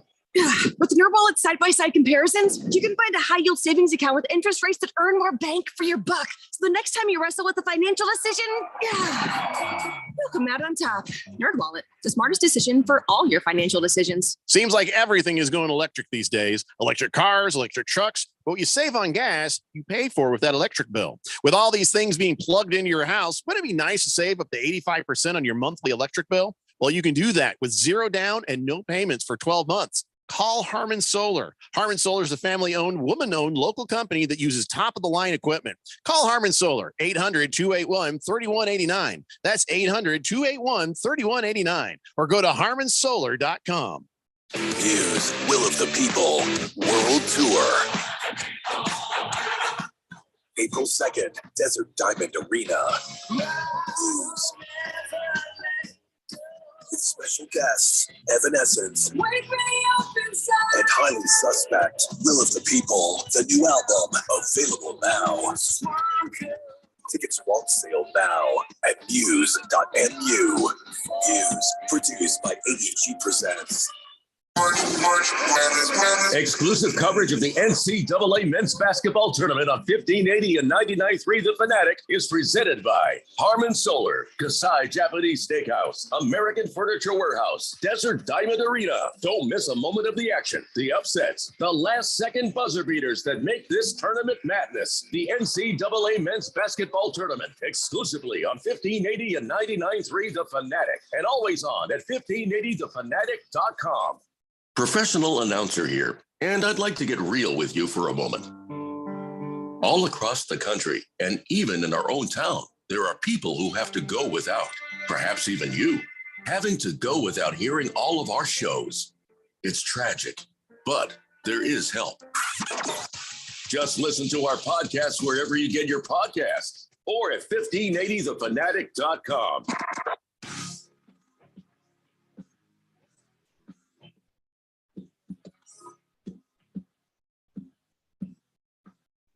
Today, Blender here on 1580 The Fanatic, and well, I was trying to talk football. Now all that anybody wants to talk about, because of Hook'em Hottie, is a tampon flask. I had no idea that was even a thing. I don't like. Do I dare Google that? No. Go to Amazon and find one. I just didn't even know. I will say this: there are golfers spend more money per capita on little accessories for the game than any other sport. Oh yeah, things to cover the golf clubs. Things for your tees, things for your markers. I have I've good got ball washer. I've got there's ball washers on the course. Sure, man. I'll tell you what. At the times I've fallen off one of those things. Anyway, well, what other accessories? Well, they have a sundry of flasks. They have a putter where you take the handle off the putter and it's a flask. And there you can drink go. right there. Yeah, why not? They've got golf ball holders. That's actually a flask. It looks like there's real golf balls in there. Yeah, but it's you take the top off, you spin the top off. It's a flask, so there's some whiskey there. Fantastic. They've got all sorts of different items. Let me just ask you a question. Yeah. If you've got this golf bag, right? Yeah. Lots of pockets. You just put the flask in there. Why would you put a flask in a handle or put a flask into this or that? Just put the actual flask into one of the pockets of your bag. There. Because it's there, Jeff. I don't know why you just make it more difficult. Why did they climb a giant mountain? Because it's there. Because they could. Okay. I thought it was a fair question. You know what I'm trying to design? Where you can have a mini keg on your golf bag. Well, I feel like Rodney Dangerfield already did that. That may have been, I don't know. That may have been where I got this this idea. No, he had a radio and a keg. And there's he would already radio. shoot the clubs up into his hand. Yeah, but I'm trying to figure out how to put a keg into my golf bag. Well, do they have a small kegs? keg? Yeah, Is there such a thing? Like a small keg. You could, if you go to what is it, Wine or More, whatever. I hate the Totally Drunk. Yeah, totally .com drunk. or Yeah, whatever. no, it's the stores. Total Alcoholics and More. There you go. Yeah, that one. They have these small kegs of beer you can buy.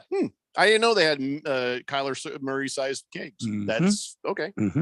Okay, so when you tap the keg, a little keg, but then it's like turning your beer fridge into a kegerator. You turn your golf bag into a mini kegerator. Well, there are some things here.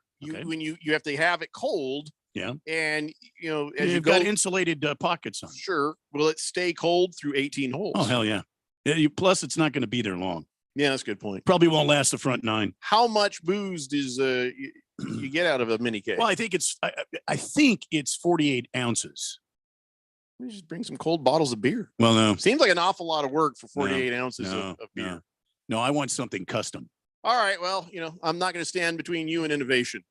Something custom, and maybe some sort of a onboard on bag flask for whiskey too. So out of this spout comes like there. Draft, and out of this spout comes overcomplicated. Whiskey. No, this would be custom. Are you kidding me? There's a girl that drives by in a cart and just hands you stuff. No, it's overpriced. No, you never buy off the cart girl. Never. Never. It's always expensive. You want a payday bar. You're out there and you need some sort of protein. Oh yeah, I got a payday. Yeah, how much is it? $15. What? Yeah, that's not right. You do then. You have somebody distract her. Steal the cart. Empty it out. Yeah, I was going to say a payday, but you're right. The whole cart. I think that's the way to go right there. All right, so let's go to the text line. God help us. Bob Shrishky says, "Hey, don't knock those tampon flax. They would be perfect for." Okay, I can't even read that. Bob. Let me just head off any other Bloody Mary jokes right here. Don't do it. Random texter says, "Yeah, the tampon flask. I don't think the string holds an olive. I look what you've done, Hook'em Hottie. Yeah, moving look what on. You've done. And you know the show. You know the show. You have awakened the fourth dimension. Kiss the Cook says, "Tampon flask. Why don't you just dip a tampon in alcohol?" And oh boy, I'm just going to stop there because I thought the same thing, and so did everybody else. If you can have a suppository one way, just are you saying it's some sort of alcohol filled suppository? I feel like you would automatically just die with that much alcohol anywhere inserted south of the border. I mean, I'm no doctor here, but is there a doctor who's listening? See, if I were to, my available port back there, insert a tampon soaked in my, I'd die, right? Yes. I feel like I might die. Screaming Eagle, where are you when we need you? I mean, I don't think he ever thought he'd be answering that Doc question. Mike, where are you at, Doc Mike? But no, I feel like you changing the channel. I guess you would die there. Yeah, I feel like you die of alcohol poisoning. I don't know, but he's hitting his digital tuner right now. You're any one of these doctors. Like, hey, listen to this show. Put it on in the waiting room. Turn it off. Turn it off. Turn it off. Somebody's up in front of the medical board answering uncomfortable questions. And what's this about a tampon soaked in alcohol? Fish Tank says, if you're a player in this draft and someone says that guy is just as good as Purdy, is that a compliment, or it kind of sounds like you're saying he should be picked last? No, they're both rookies, and one guy didn't get the chance to play because Carson Wentz was there and Taylor Heineke was there. And the other guy, because he was pressed into service, did an admirable job and went to the playoffs with his team. So at this point, no, Brock Purdy's not an insult. I have a question. Where's Carson Wentz now? What team did he end up on? I don't think he's with anybody yet. Could you look that up? Because I'm not sure. By the way, we have a doctor's opinion. Screaming Eagle says simply, Jeffrey, don't go there. Now, that could mean a lot of things. Don't go there. You mean with the flat? I'm just going to say don't go there. It's probably good. It's Patrick says tampon talk is okay, but as long as we don't talk about the Arizona Cardinals at all and or the Diamondbacks, that's even better. And is that? I don't think he hates. I think he just doesn't want to talk about it. Carson Wentz is not with anybody right now. Looks like the end. Watermelon says, are Wednesdays the new off the rails day? I thought it was Friday. Yeah, I know. I think last Wednesday got weird too, didn't it? Mm-hmm. Hook'em Hottie sent me a picture. Oh, it comes in a 5-pack. 5 fake tampons. No one mess with your tampons. And fill with booze, it says. Wouldn't the Fireball whiskey melt that though? Ooh, ow. Oh, that's right. You're not in. Oh, yeah. It's just in the purse. It's okay. Yeah, you're not supposed to use them. Yeah. I just I'm still thinking of the other thing that the Dr. Screaming Eagle told me not to do. Don't go there. Like cinnamon might double burn. I'm fine. Let me Don't go there double. I have a ticket. Let me in. Quiet Cannon. Quiet Cannon says, Jeffrey, if you call a young man son, just be sure and say something nice after that. You'll be on solid ground. Look here, son. You're doing a fine job. No. Wait, No, but you no don't. what? No. I thought he did it pretty good there. No, you did fine, but Oh. you don't do that. Don't do what? If you're going to use son, if you're going to evoke the sun on somebody, it's exclamation point. Son, I'm about to show you the best part of 6 feet underground. That worked out. Don't toy with me, son. You'd say son? Yeah, it's like you see Clint Eastwood's face in Dirty Harry right before he calls you son, and it's the last thing you hear before obviously you're dead. You're about to lose your head, son. If he kind of respects you, it's son. If he doesn't respect you at all, it's punk. Those are the two directions we're going in. I'm gonna give you a head start, son. 3, 2. Forgot about one. Big George says, question for Randy White, 1580 Fanatic. Yes, go ahead. How were those ribs you were grilling on Sunday? Oh They my look God. delicious there. Oh. And hey, what's up with the pig mascot for the Washington Commandos? The wonderful ribs, Big George. It was a listen. I feel like I have a ride, and I have a new smoker, and I was trying the new smoker out. You got it figured out? It was amazing. You Yeah, got it figured out? Oh yeah, it was amazing. Grills are expensive these days, man. Oh yeah, yeah. I think I got the grill I currently use for like $150 back in 2014. Dude, we need to upgrade you. We need to. We I need to know, get you but up. now it's like I just look at basic grills. I'm like $500 for I know. no. I'll just go clean mine. It's just, I was trying to avoid doing that, but then all them Where are you all them shopping? fires. I walked through the Home Depot, looked over at their grills. $500. Yeah, for a basic one. Yeah, pretty basic. You were trying to get out of cleaning your grill by just buying an entirely new grill. Figured that was a good way to go. Okay, it would work. It is an effective plan. Yeah, I'm just saying. Big Risk says, I've known people to soak tampon in Everclear and put it where it goes. They just get really drunk but don't die. Why would you do that? You have the alcohol right there. Just drink it. I don't know. I did not mean. Wow. I didn't mean to start this is what I would say, but I didn't. It was hook 'em hottie. And I didn't mean to learn that. I want to unlearn that. I want to go back to I want the Men in Black thing to go back to when I didn't know that. Yeah. Oh, you want the little flasher? Yeah, thing? just at least before Fireball was entered into the that is conversation. correct. Yeah. Mr. Pringle says Suns fans better get to the game real early to watch the layup line because, well, you never know. Oh no. Damn. If you paid to see Kevin Durant tonight, get there early and watch the warm-ups because that might be all you get. I'm saying that all the ball boys and ball girls are under the heaviest scrutiny tonight. Don't lose track of anything.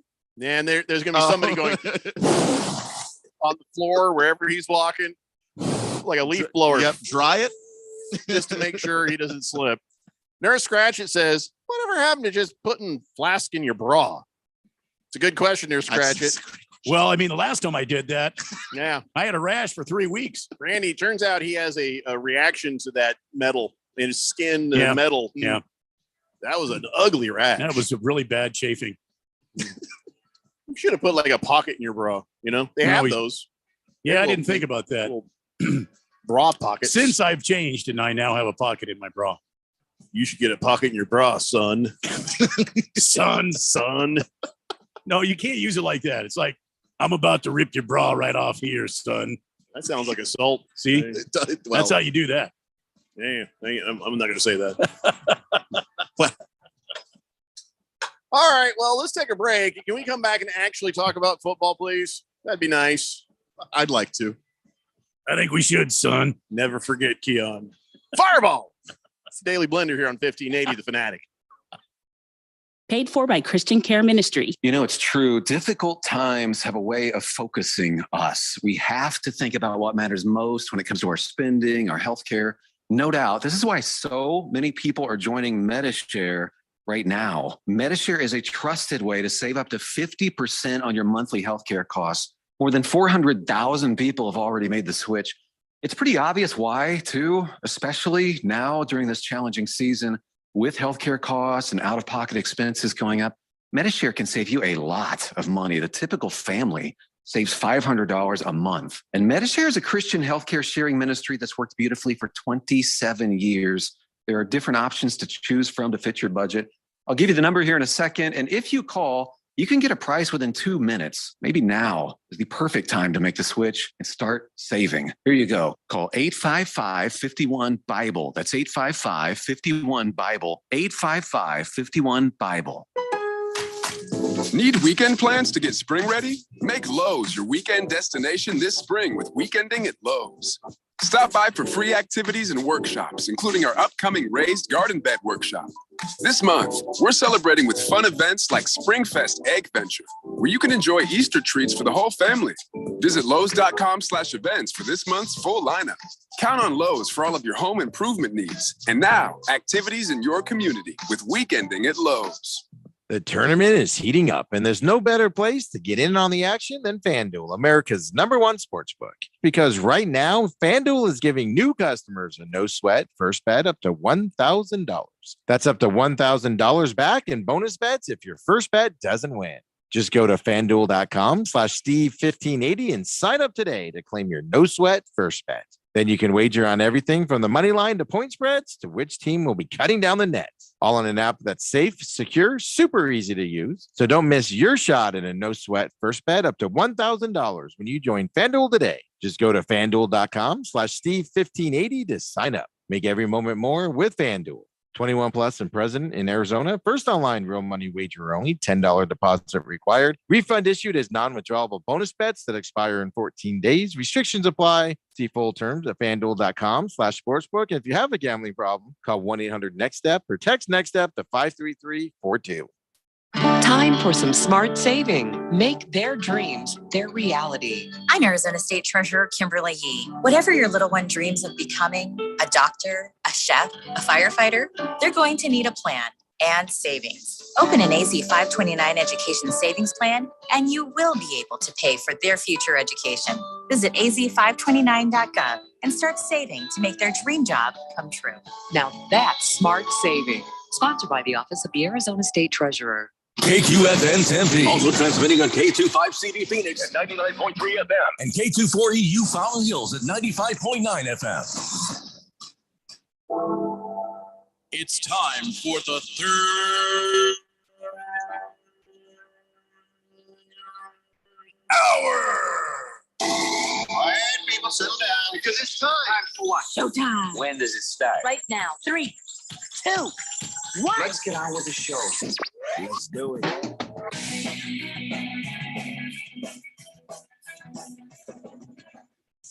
All right, buddy, it's 5 o'clock here on the Daily Blender. I'm your good friend, your radio pal, Jeffrey O'Brien, alongside Randy White. Got Keon Rose in the control room, and you guys are on the Fanatic text line, 888-368-1580. As we broadcast live in the Harman Solar Studios in Scottsdale. Hey, wait a minute. Yes? You got a nose ring. How long have you had that? Since February. Oh, so that is new. Yeah. You get boogers in that? No. Yeah. I see people with nose rings. I think they're gonna have boogers in them. If I have a runny nose, that's a you kind of a headache. You take it off, or you just work around it? I just want to work around it. You're afraid to blow your nose and take out your girlfriend's eye? Like, ah! I sure hope not, because that means that it went clean through my nose. There'd be lots of problems there. That just reminds me. I want to get some tow hooks on my truck. It's just the same thing, right there. All right. Well, why? I mean, it's a fair question. Why? Why'd you get that? What was your, just you like the way it looks? Does it mean something? And I just like the way it looked. Yeah.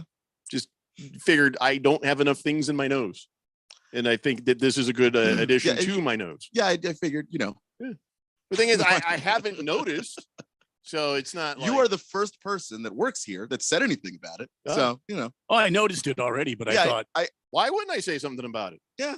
It's not rude to say something about it. It absolutely isn't. But I was just surprised. I was surprised that nobody did.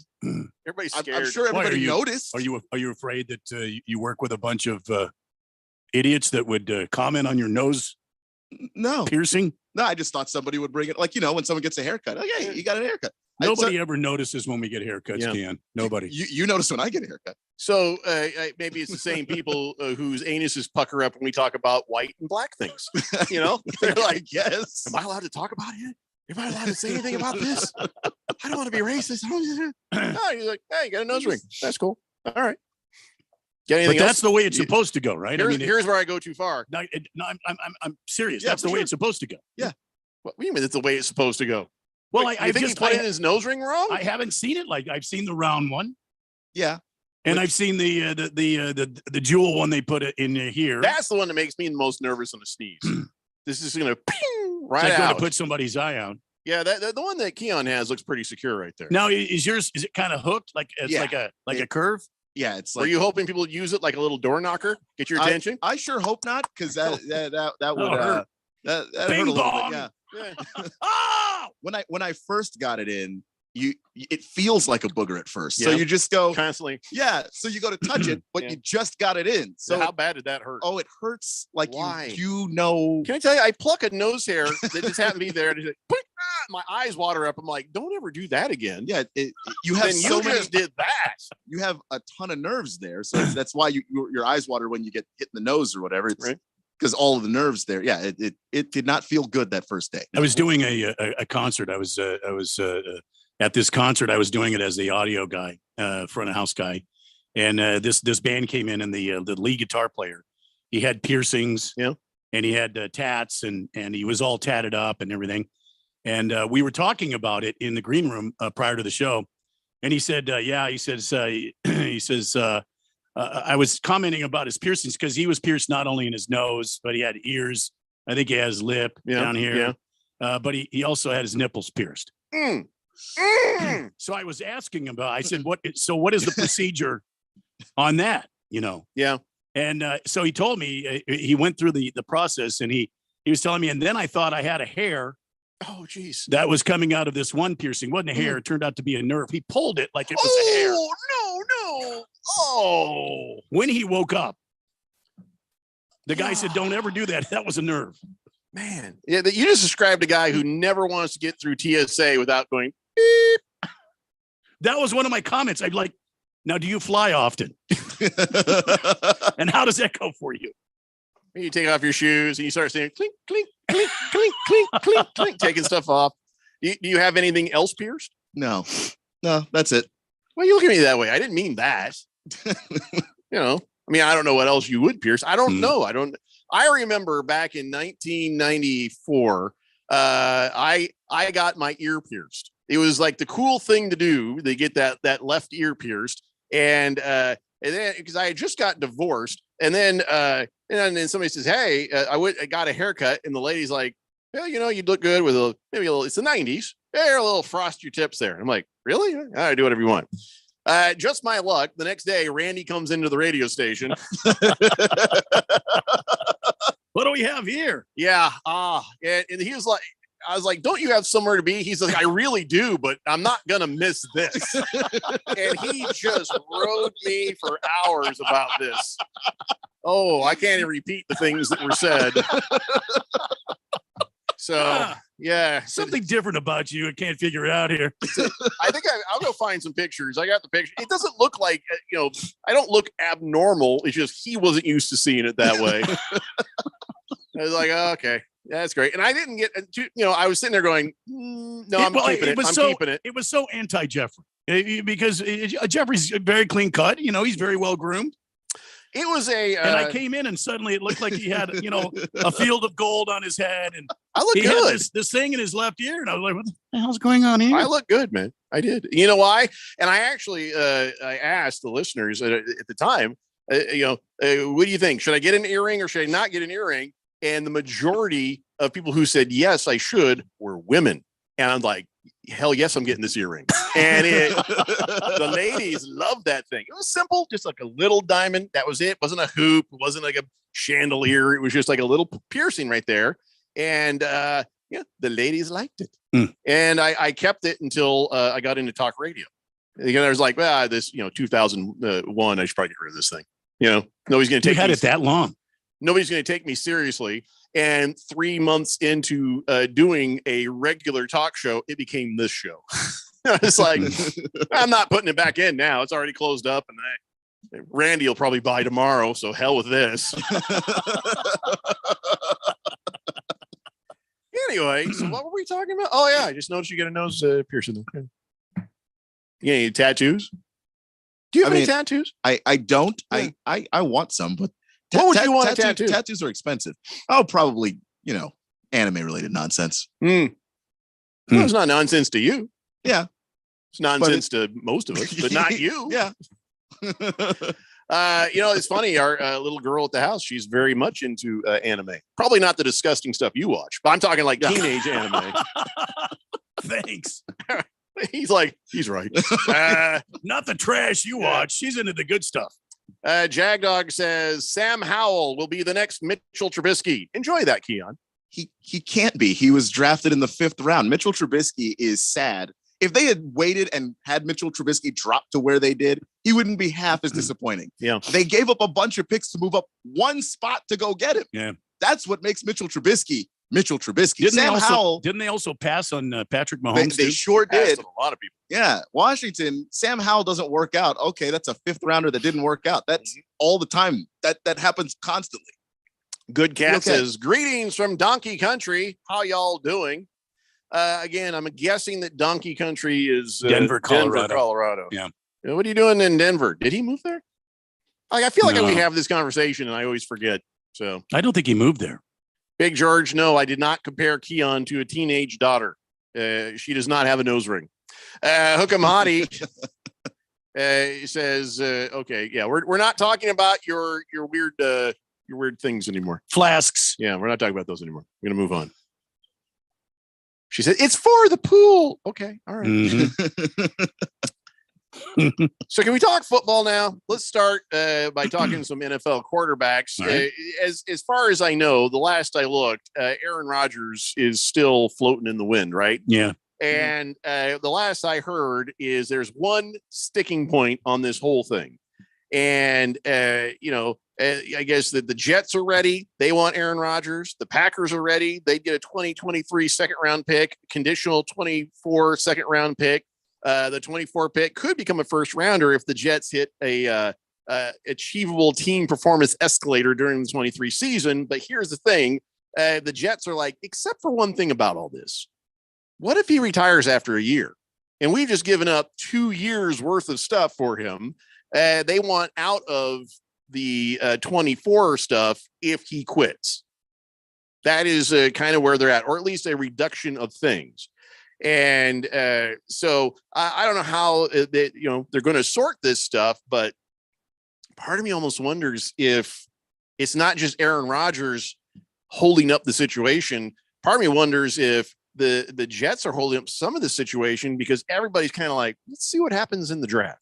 Let's see what happens, how the chips fall, some of the pieces that are involved. But then I guess you have to figure this out now because a 23 second round pick is part of the whole thing. So I don't know. I don't know why this is such a big thing. Yep. So would the Packers say, okay, if Aaron Rodgers retires, then you don't have to give us something?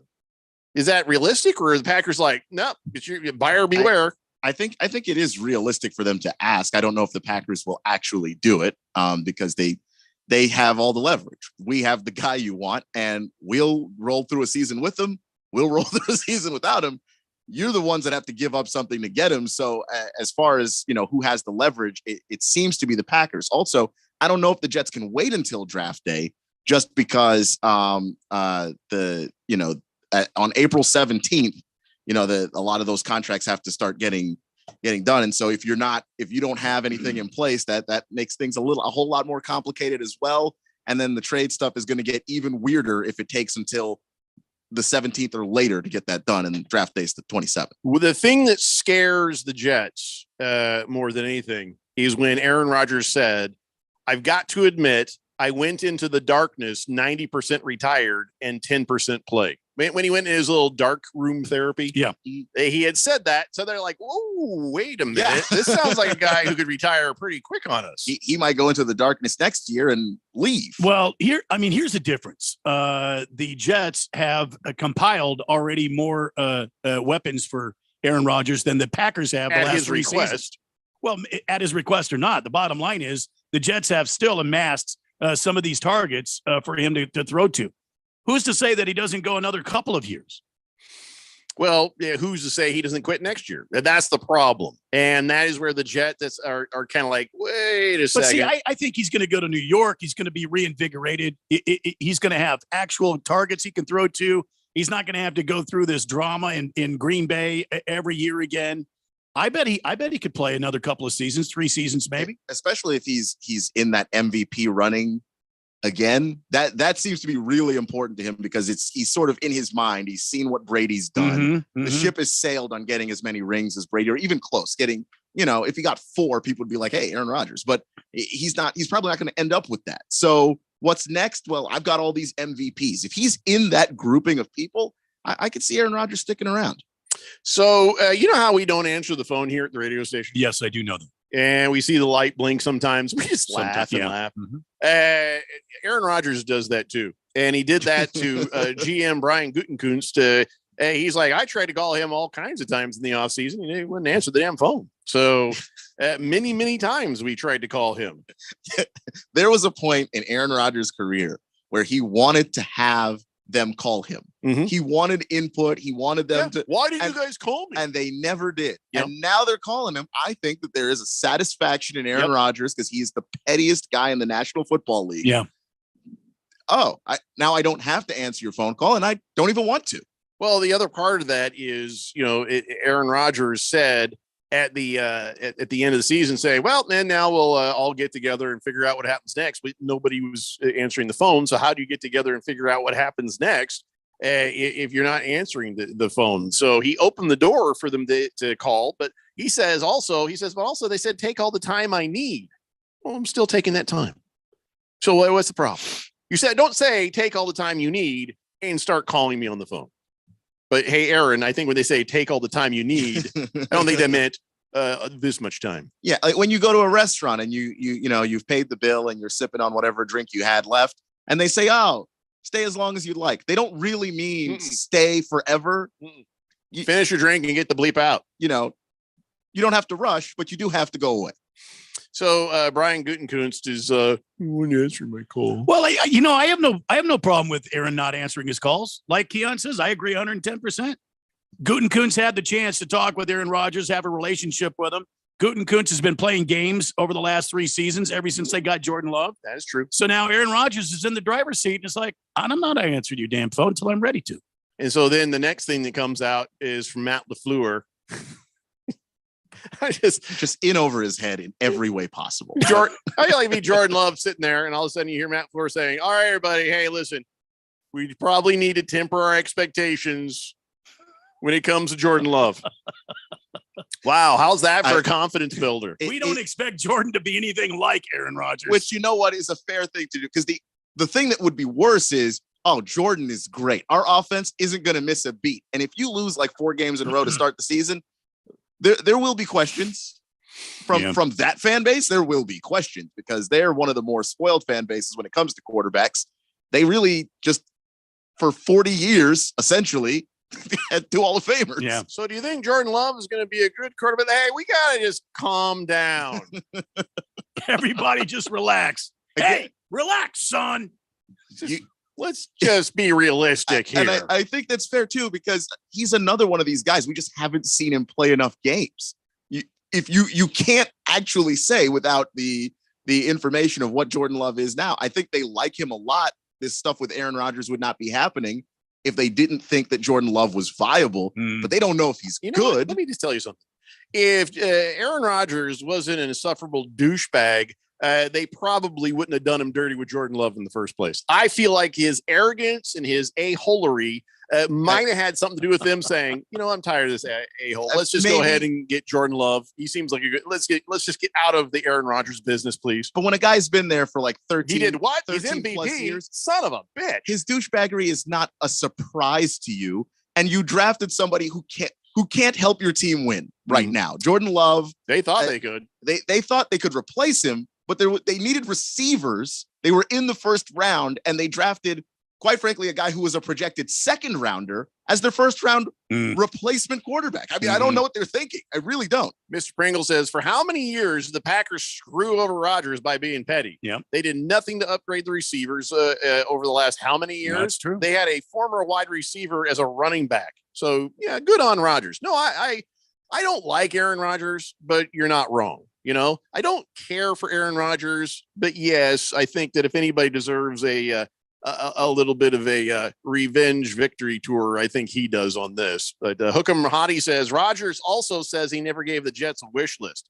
Yeah, but come on, look what's happening and who the people the Jets are grabbing. It certainly smells like Aaron Rodgers. He might be also lying, and it could have been a thing. I didn't give him a list, but every now and then they're like, "Ooh, you should get that guy. I wouldn't mind having that guy." Ooh, we are that guy. I like we that are guy. talking about Mr. Have you been vaccinated? I've been immunized. Yeah, he lies. By which I took horse dewormer. Like, stop. Like, you know, when Aaron could just be lying. I know that. Listen, I know what he said. Aaron Rodgers' coat was nice and shiny. Okay, and heartworm never had any. But was he vaccinated? No, he's a liar. Good Cat says, "Yep, just moved to Denver today, listening on the app." Oh man, well we'll miss having you here, but we're glad to have you there. So hopefully you are a Hall of Fame texter. So we hope you keep listening, buddy. The Jet wants everyone to know that he has tattoos, and then he sent me a picture of it. Very good, Jet. Thank you. I don't know what it used to be. Oh, damn. I'm just damn. I used to do that to my dad all the time. Damn. He had a tattoo on his forearm. No, actually, he's got an American flag there. That's like, it looks like also like you're bleeding a little bit on the wrist. I don't know if that's part of the tattoo, but no, he's got some American flag there. I don't know what tribe you're from with the tribal tattoo up top there, but is that, I don't know. I don't know what tribe you're from. Which tribe are you from, Jet? I'm just curious. And is that even your arm? I have more questions than answers. It's the Daily Blender here on 1580, The Fanatic. This is Brent Musburger's Action Update on 1580 and 99.3 The Fanatic. The best way to start betting smarter is to sign up for a free VSiN subscription at vsin.com/subscribe. That's vsin.com/subscribe. The Major League Baseball season getting started on Thursday. All 30 teams will begin the 2023 campaign. The Houston Astros, the defending World Series champions, are the favorites to win the American League again at plus 280, while the Yankees at plus 370. The Toronto Blue Jays plus 600. Also in the AL East, the Tampa Bay Rays plus 900 to capture the lead. The Atlanta Braves are the favorites in the National League at plus 380. The Dodgers at 390. San Diego plus 500. And the Mets, who won 101 games last season, also at plus 500. I'm Tony Desiri with your VSiN Action Update on 1580 and 99.3 The Fanatic. Everyone loves TV Dad. On the next TV Dad, presented by Progressive, TV Dad explains becoming a man. Son, it's time we had the talk. Okay, TV Dad. You know, drivers who switch and save with Progressive could save hundreds. Oh, is that why my voice is changing? That's a question for your health teacher. Listen to your TV Dad. Drivers who switch and save with Progressive could save hundreds. Progressive Casualty Insurance Company and affiliates. Potential savings will vary. Need weekend plans to get spring ready? Make Lowe's your weekend destination this spring with Weekending at Lowe's. Stop by for free activities and workshops, including our upcoming Raised Garden Bed Workshop. This month, we're celebrating with fun events like SpringFest Egg Venture, where you can enjoy Easter treats for the whole family. Visit Lowe's.com/events for this month's full lineup. Count on Lowe's for all of your home improvement needs. And now, activities in your community with Weekending at Lowe's. Ask Sherwin-Williams during the spring sale, March 24th through April 3rd, and get 35% off paints and stains with prices starting at $28.92. That means 35% off our most popular color family, blue. Psychologists have found it to be soothing and relaxing, which makes it especially great for bedrooms and bathrooms. And of course, 35% off all of our other colors. Shop the sale online or visit your neighborhood Sherwin-Williams store. Retail sales only. Some exclusions apply. See store for details. If you are an IT professional looking for an opportunity with great benefits, the freedom to creatively solve problems in a career with great growth potential and a team environment, look no further than Affinity Technology. Serving the Valley since 1992, Affinity Technology is looking for a level 1 tech to develop and deliver excellent solutions and outstanding customer service. Visit atechaz.com/jobs and get started with your future today. That's atechaz.com/jobs. There's no doubt that Harman Solar can save you up to 85% on your monthly electric bill. That's a fact. Bruce Jacobs here. But did you know it's possible to get solar for zero down and no payments for 12 months? You can lease, finance, or even purchase outright. They have plans that fit everybody. Harman Solar is a family-owned, woman-owned local company that uses top-of-the-line equipment. Call Harman Solar at 800-281-3189. That's 800-281-3189, or go to harmansolar.com. It's that time of year when the sound of a ball on the hardwood floor turns our attention to college basketball. Slam is good! Listen live to all the action, drama, and excitement that March Madness brings. Every call, every shot, every epic buzzer beater. It's good! Your exclusive home to hear all the action of the NCAA men's basketball tournament is right here. 1580 and 99.3, The Fanatic, and always on at 1580thefanatic.com.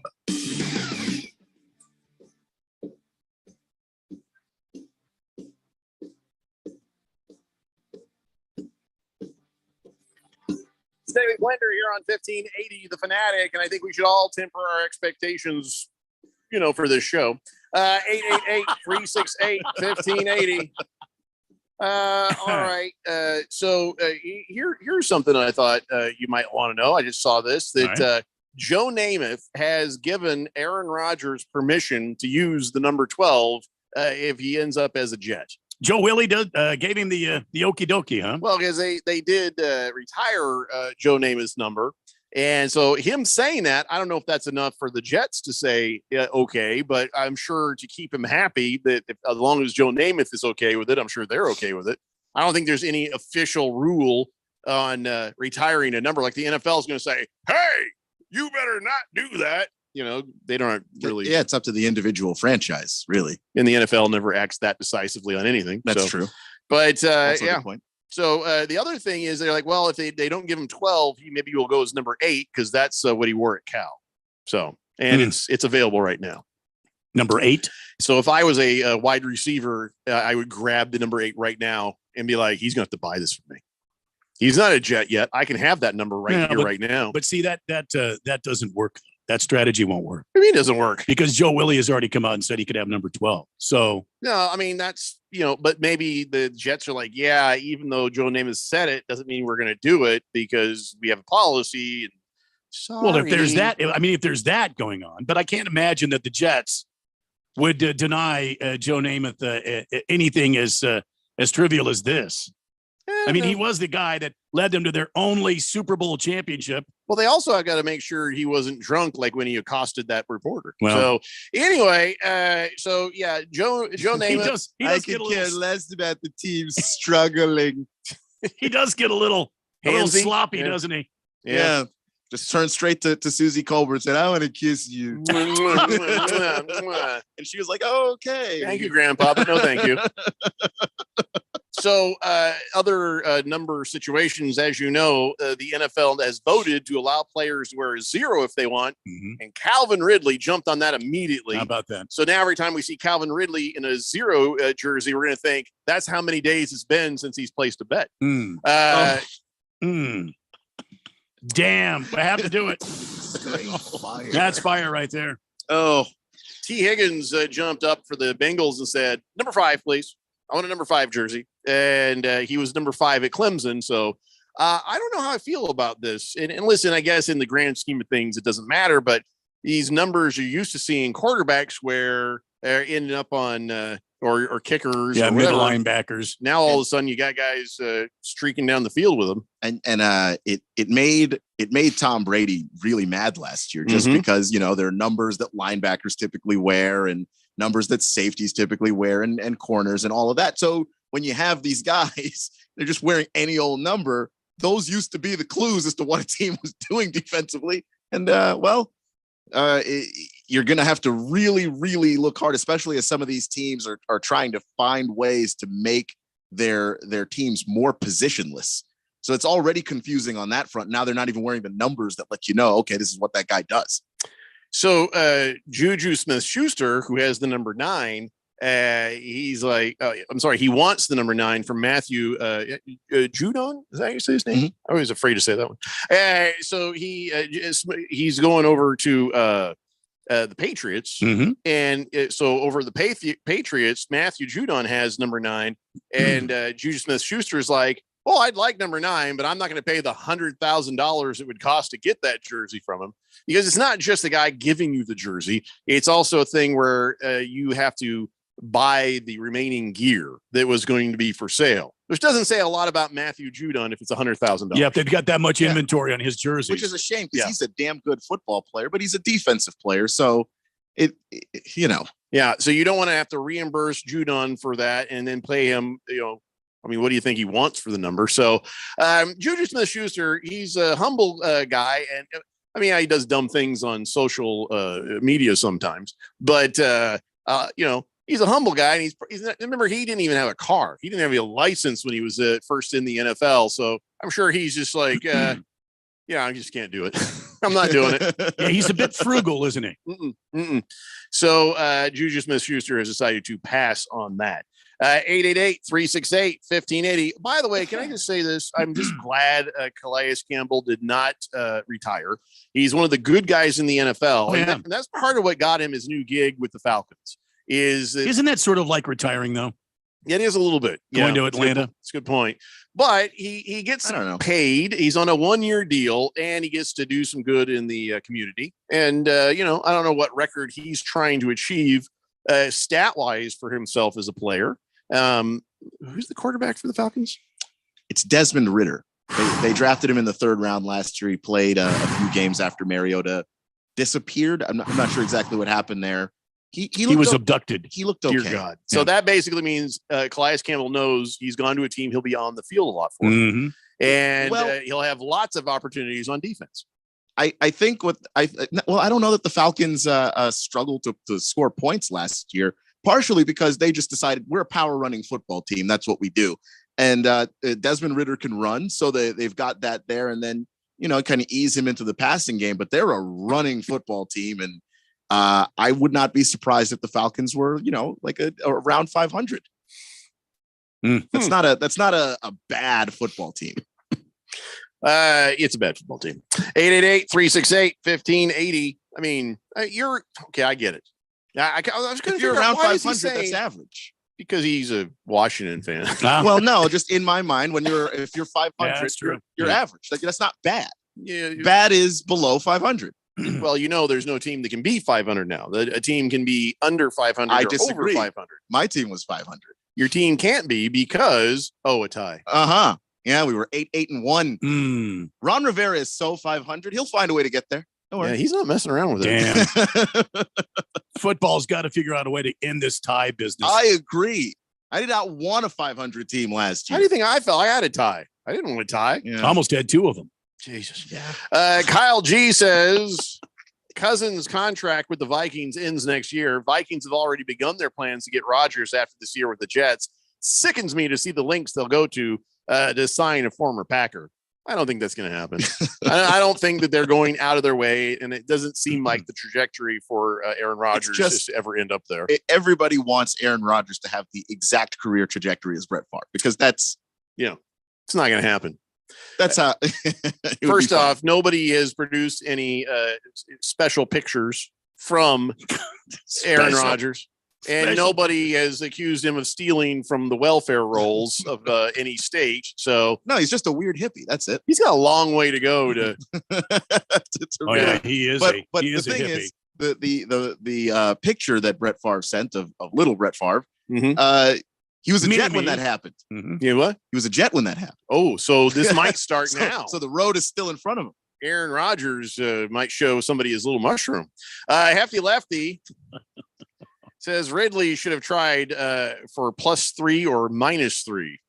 That's pretty good, Hefty. The Jet says Joe Namath has the second biggest ears in the world, right behind me. Yeah.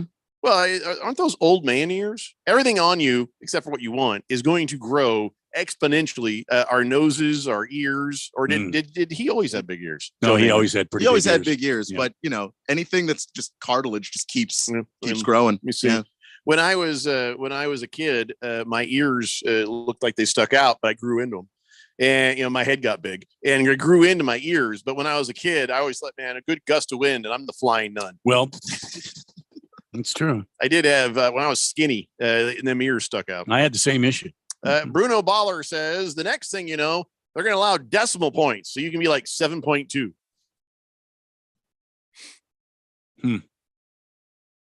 If they keep, no, come on. I'm actually entertain it. I'm entertaining it. Okay. They keep retiring numbers. They may have to. Bruno Baller might be a visionary on this, for all you know. Come on, man.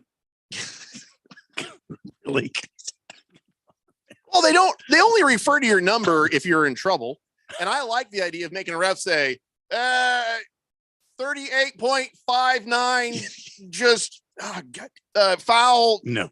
Yeah, I actually like that because the guys in the booth call you by your name. They don't say number 33 just ran down the field. They say Bob so-and-so ran down the field. No.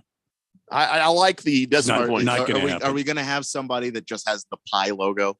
That'd be awesome. They're just make the ref read the whole thing. 3.1475439. God damn it. Don't ever call the foul on him again. The artist formerly known as Calais Campbell. Holding. Bruno Baller, I'm on your side. Defensive holding. Boomer Sooner says, what's next? Double zeros? Why not? May as well. It's Patrick says, you guys are right. No sporting event should ever end in a tie, no matter what sporting event is in the majors. You're right. Yeah, it doesn't matter, man. Football, ping pong, I don't give a damn. No ties. No ties. I'm with you. That's so stupid. I can't even stand it. I don't play horse, go to a shootout. I don't care what you have to do. Figure it out. I don't want to see it. Or you just abuse each other until somebody says, I quit. I'm going home. And then there you go. The other guys win. Like an insult contest? Sure. Okay. Burn. Remember that when we were in school? Burn. Burn. Need some salve because that was a burn. Look down there on the shelf. I got that for a former co-host. Do you remember? Grab that can. Grab the can. That's why that's there. Nobody ever knew why this is there. Former co-host, I used to light him up all the time. We got some burn release spray. Bring out the spray from Walgreens. Yeah, it's almost empty. Burn.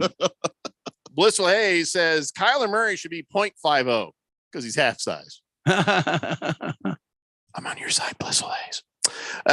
Okay, so let's move on. More NFL quarterbacks. Dan Campbell. I love Dan. Which, by the Campbell. way, he was the best dressed head coach on the campus was this he? week. Oh, yeah. Oh, I didn't see the He's got a pictures. sport coat on. Look Did he? good. Yeah, Sport yeah. coat? Yeah, he had a sport coat on. Yeah, in Arizona. Kind of like what Radio Ron looked like today. Oh, yeah, he had a blazer. Yeah, he had a blazer going. I know that Andy Reid and No. Belichick were sitting up front in shorts. Yeah. And Andy Reid and the Hawaiian shirt they're lives forever. Running their each other's fingers through their leg. And then hair. our guy had some sort of a T-shirt on. Did he really? Yeah. Well, you have pants or shorts? I don't know. Because I just looked at it like, how do you know? I couldn't Great. pick your coach out of a lineup. I have no idea, and I couldn't pick mine out of a lineup. I saw him on the TV, and they brought up the lower third on him. Yeah. And, that's him. Steichen, whatever my coach's name. You could show me a picture of your coach and say it's my coach, and I'd be like, okay.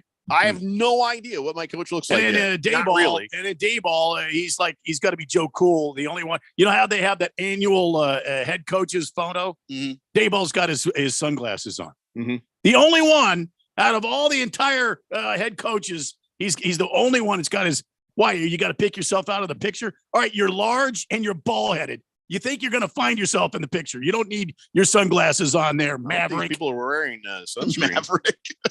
You think he like Maverick just flew in his F-18?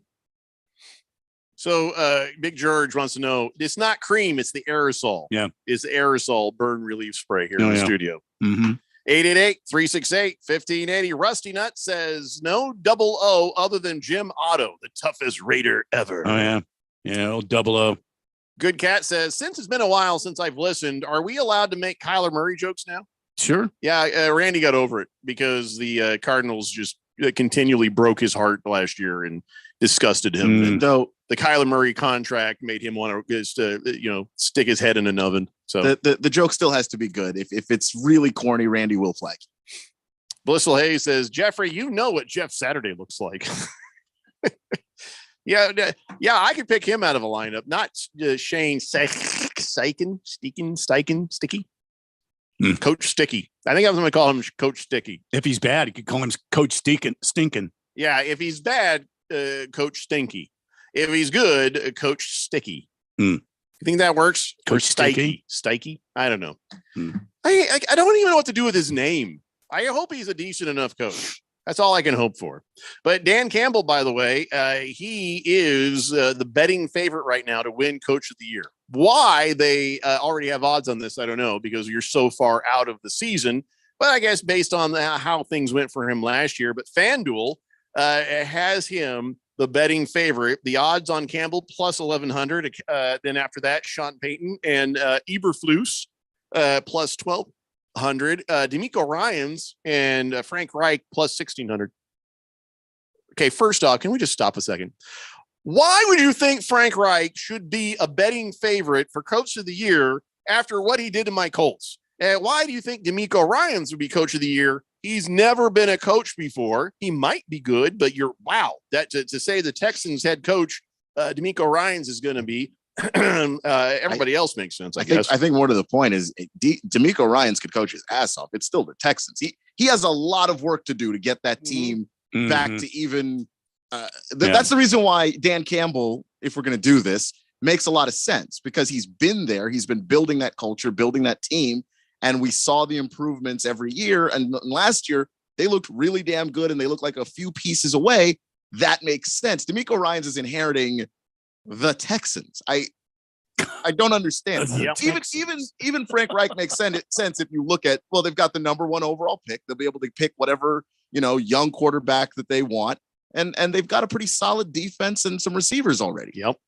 But if they make a trade for DeAndre Hopkins, I mean, that's already a nice group that they've got there. Yeah, like Dan Campbell, he's talking about Jared Goff. He's proven that he's made for us because the instructions are simple. I mean, I guess you're right. I don't know. Blissful Hayes says Uberflu sucks, and then Kiss the Cook says, "Well, that just ruined my Wednesday night evening. Just screwed around and took my cat's meds. Don't ask me how." Oh no. Oh no. I don't think I should read any more of his text tonight. It's the Daily Blender here on 1580, The Fanatic. If you have an IRA or 401k, please listen closely. My name is Jason Hansen. I'm a former CIA officer and New York Times bestselling author. Throughout my career, let's just say I've been in some hairy situations. And I believe right now, the biggest threat facing Americans is they need to protect their wealth, which is exactly what I'm doing for my wife and 6 kids. And I believe the ultimate safe haven is physical gold and silver. You can protect your hard-earned retirement assets with a tax-free loophole that allows you to convert your retirement into physical gold and silver. The folks I use are Advantage Gold, and believe me, I've investigated the heck out of all types of people. Advantage Gold is the nation's highest rated gold company. They have the best process, pricing, and service. If you want to get your free gold and silver investment kit, please contact Advantage Gold right now, and you'll see how easy it is to protect yourself with precious metals. Call 800-900-8000. That's 800-900-8000. 800-900-8000. Advantage Gold is not an investment advisor or a tax advisor. Consult with your financial advisor before investing. Call 800-900-8000. If you are an IT professional looking for an opportunity with great benefits, the freedom to creatively solve problems in a career with great growth potential and a team environment, look no further than Affinity Technology. Serving the Valley since 1992, Affinity Technology is looking for a level 1 tech to develop and deliver excellent solutions and outstanding customer service. Visit atechaz.com/jobs and get started with your future today. That's atechaz.com/jobs. Your home has gone way up in value, but have you taken advantage of it? This is Rob Canyer with a phenomenal opportunity to tap into some of your home equity, earning tax-free income and eliminating your mortgage payment while staying in your home as long as you want. With home prices leveling off, don't wait to learn more about the new reverse mortgage. This is a safe and proven money-saving and tax-free income opportunity for homeowners age 62 and older. Call me, Reverse Rob, and learn more today at 602-REVERSE. That's 602-738-3773, or download my app by searching Retire Right with Reverse Rob. Here's Will of the People World Tour. April 2nd, Desert Diamond Arena. News. With special guests, Evanescence, and Highly Suspect. Will of the People, the new album, available now. Tickets are on sale now at muse.mu. Muse, produced by AEG Presents. Don't be fooled by the people you meet on social media. It may start as an innocent conversation, but anyone who tries to sell you pills is nothing more than a drug dealer. And if you think tiny pills can't do much harm, think again. Fentanyl can end it all. Know the truth about fentanyl at learnmoreaz.org. Don't be fooled. Don't be faked out. Visit learnmoreaz.org. This message is sponsored by the Substance Abuse Coalition Leaders of Arizona. Hello, and thanks for listening. We strive to bring you the best programming available, and we have some exciting new shows coming for you later, like Haircuts of the NBA, Sunrise with KD, and Who Wants to Buy My Colts Tickets? Be listening for them. 1580 and 99.3 The Fanatic, and always on at 1580thefanatic.com.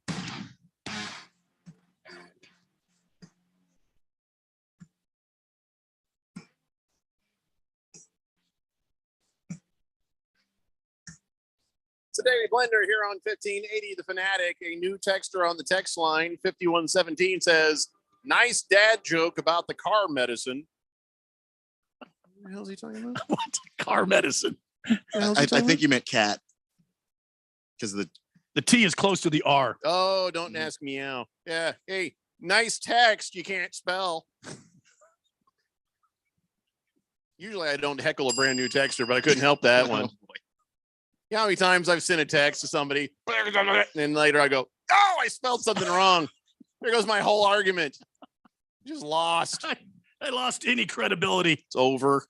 I've had that in text arguments. And then there's a thing where if you swear, if you're like in an argument and you swear, you've lost, because now they make it just about you swearing. Yeah. Oh my God, you said a bad word. That's just yeah. It doesn't change what I said was right. No, you're just a hothead. You just need to get under control. Evil. Oh my God. Look, they're not swear words. They're just sentence enhancers. Sentence enhancers? Just words. Oh my God. Just words. But nope, that's it. And I can't help it. I can't help it. If you want to be more specific, I mean, when I get mad, I swear. Can't help it. Just the thing. When you get mad, huh? They are swear words, but they're also just adjectives, you know? Well, not only when I get mad. But Also, when I get mad. Convincingly when you get mad. Just saying. Coog says, hey, fellas, been a while. Just want to say, go BYU. Coog. That explains it. Says, wish the Arizona schools would join us in the B12 so we can continue to dominate them. In the B12. I take B12 every day. Makes my pee look a funny color. Join the Big 12. Oh, Big 12. Look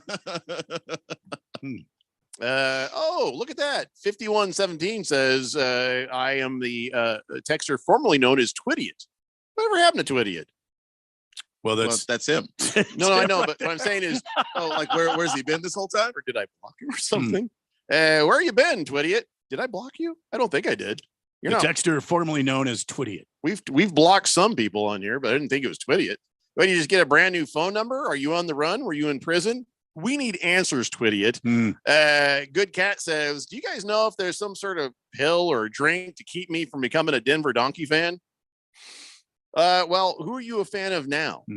I can't remember who your team is, Good Cat. Because Denver might be an upgrade depending on where you are. Yeah, you might take the option. Well, he calls them donkeys, so maybe once you move, maybe is an AFC West fan. If you live in a place that has a team and you've moved there like permanently, you have the option. There's no shame in becoming a fan of that team. So let's say you are a Browns fan and you move there. Well, there's nothing wrong with it. There's also nothing wrong with keeping your original team. It's totally up to you.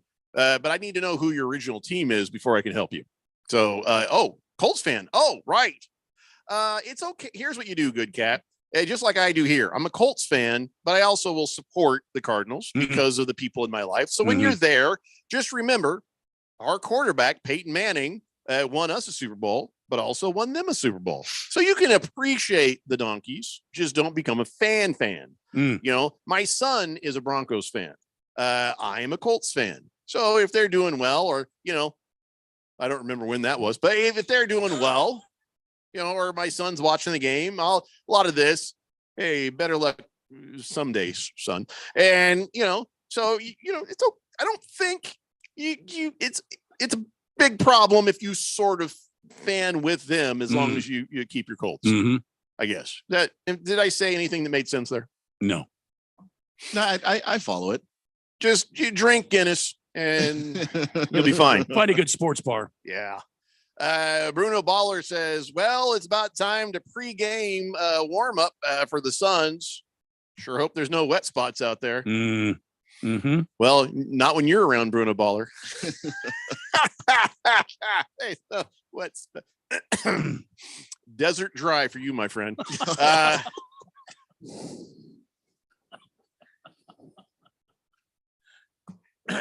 Every crotch in the room. Big George says, wait, how come the nameless, faceless voice guy just said something about selling Colts tickets? Is he making fun of Jeffrey? Probably. Twidiot says, I'm out of state helping with the old homestead. Well, okay. So you're in Alaska? Wow. He's in Montana. That's only. He's in Montana. Or Wisconsin, or not Wisconsin, but Wyoming. I don't know. Are you on a horse? We'll wait. Santa's number one helper says, well, I'm going to turn 30 and my Cardinals are going to suck. Wow. That's join the club, my friend. Yeah. Doesn't matter what age you are, Santa's number one helper, but yes, this year does not look good for the Arizona Cardinals. Out of all the years the Suns or the Cardinals have been here, out of all the years, there's exactly 1.5 where it was promising. Kurt Warner, Santa's number one helper. Happy birthday. Sorry for your loss. Kiss the Cook says Denver anti-meds aspirin. I don't get it. Hook'em Hottie says, how often does this show make sense anyway? Well, there's a town called Aspen. Oh, aspirin. Another dad joke kind of thing. Probably, yeah. Stop it, Kiss the Cook. Gonna have to whistle on that one. I'm sorry. Okay. 2-minute penalty on Kiss the Cook. Good Cat says, I'll sub the Guinness for Knob Creek rye. Neat. Yeah, good choice. Good choice. I was just going for something just to take the edge off, but you're going for the kill shot. Yeah. Well done, my friend. And don't give up on the Colts. I think they're about to have some interesting times. I like the Knob Creek, but I also like, I've been kind of jonesing for some Buffalo Trace. I got Buffalo Trace. Come on over. Do you really? Yeah. Come on over. Twitty says, I'm actually right now at a dairy in Louisiana. I have many questions now. A dairy. So are you handling a lot of nipples? What is your role here?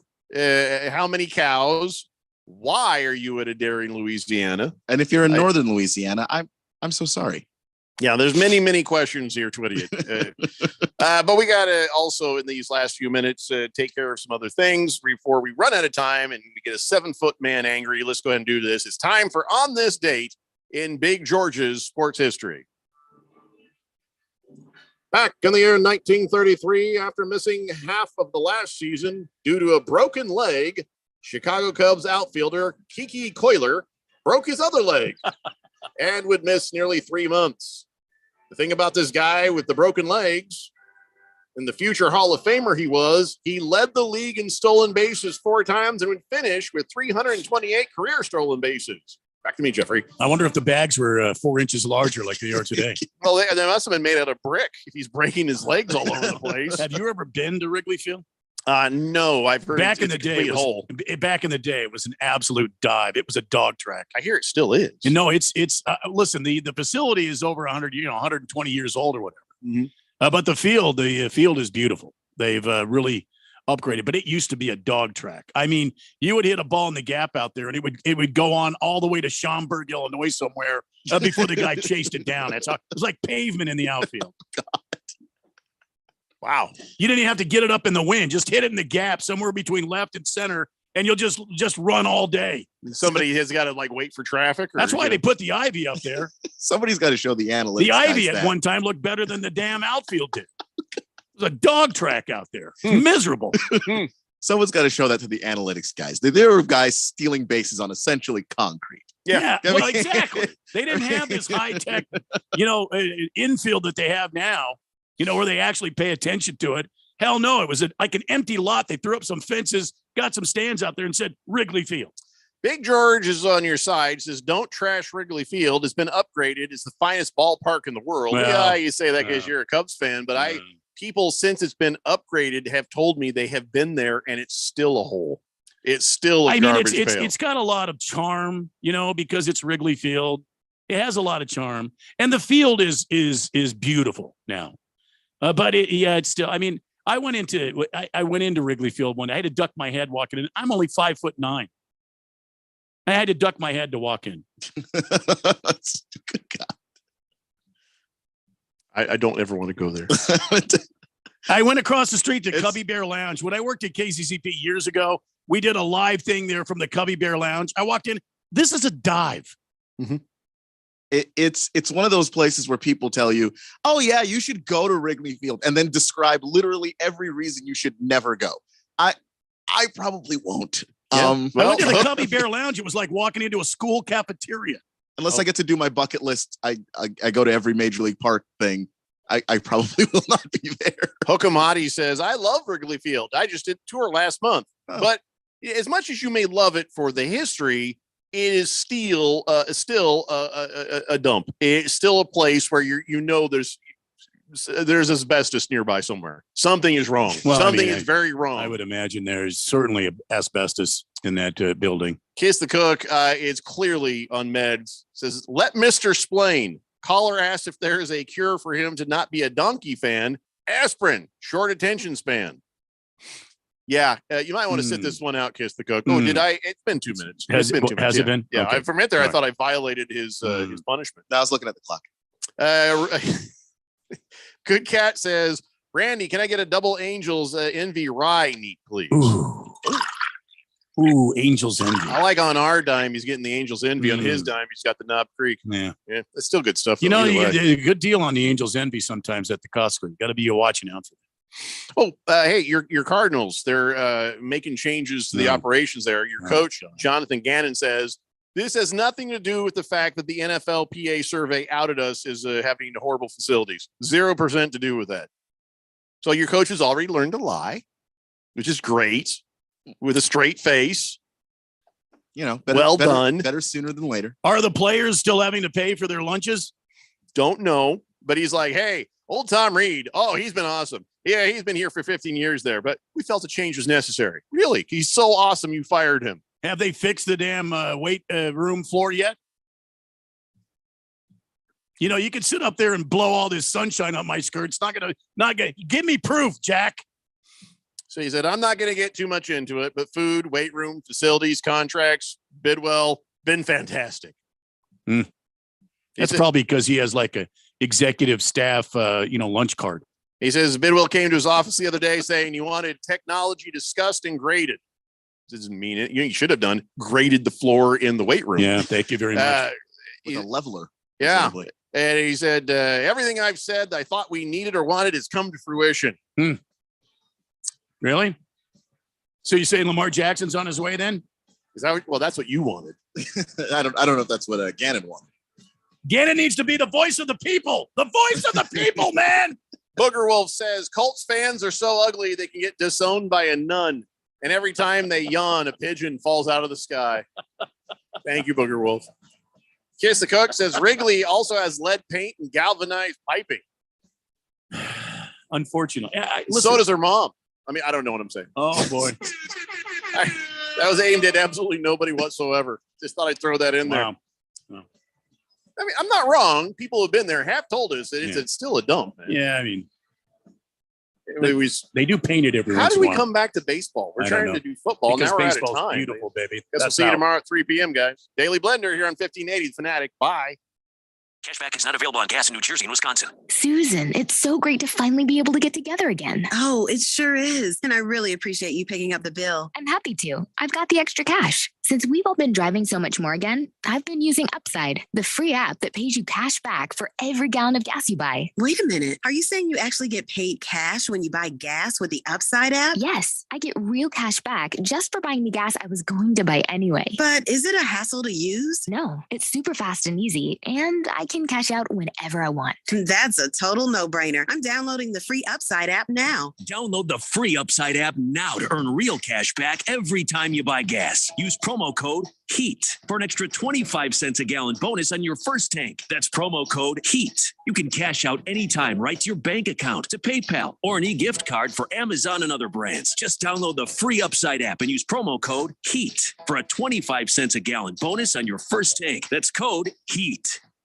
Hey everybody, it's Mark Asher back to tell you about my great friends over at the Lund Mortgage Team. For years, I've been telling you about refinancing, new home loans, all the great stuff that the Lund Mortgage Team can help you with from start to finish. Now, things have gotten a little crazy, right? The rates are bouncing all over the place. Now they're officially higher than they've been in a long time. And now more than ever, I think it's important to have a mortgage professional that has been there, done that. Any Yahoo can sell you a mortgage when it's 2.75%. Those people are going away. The real professionals are the ones that are staying in business and helping their clients through this kind of tough time out there as far as mortgage rates are concerned. Those people are the Lund Mortgage Team.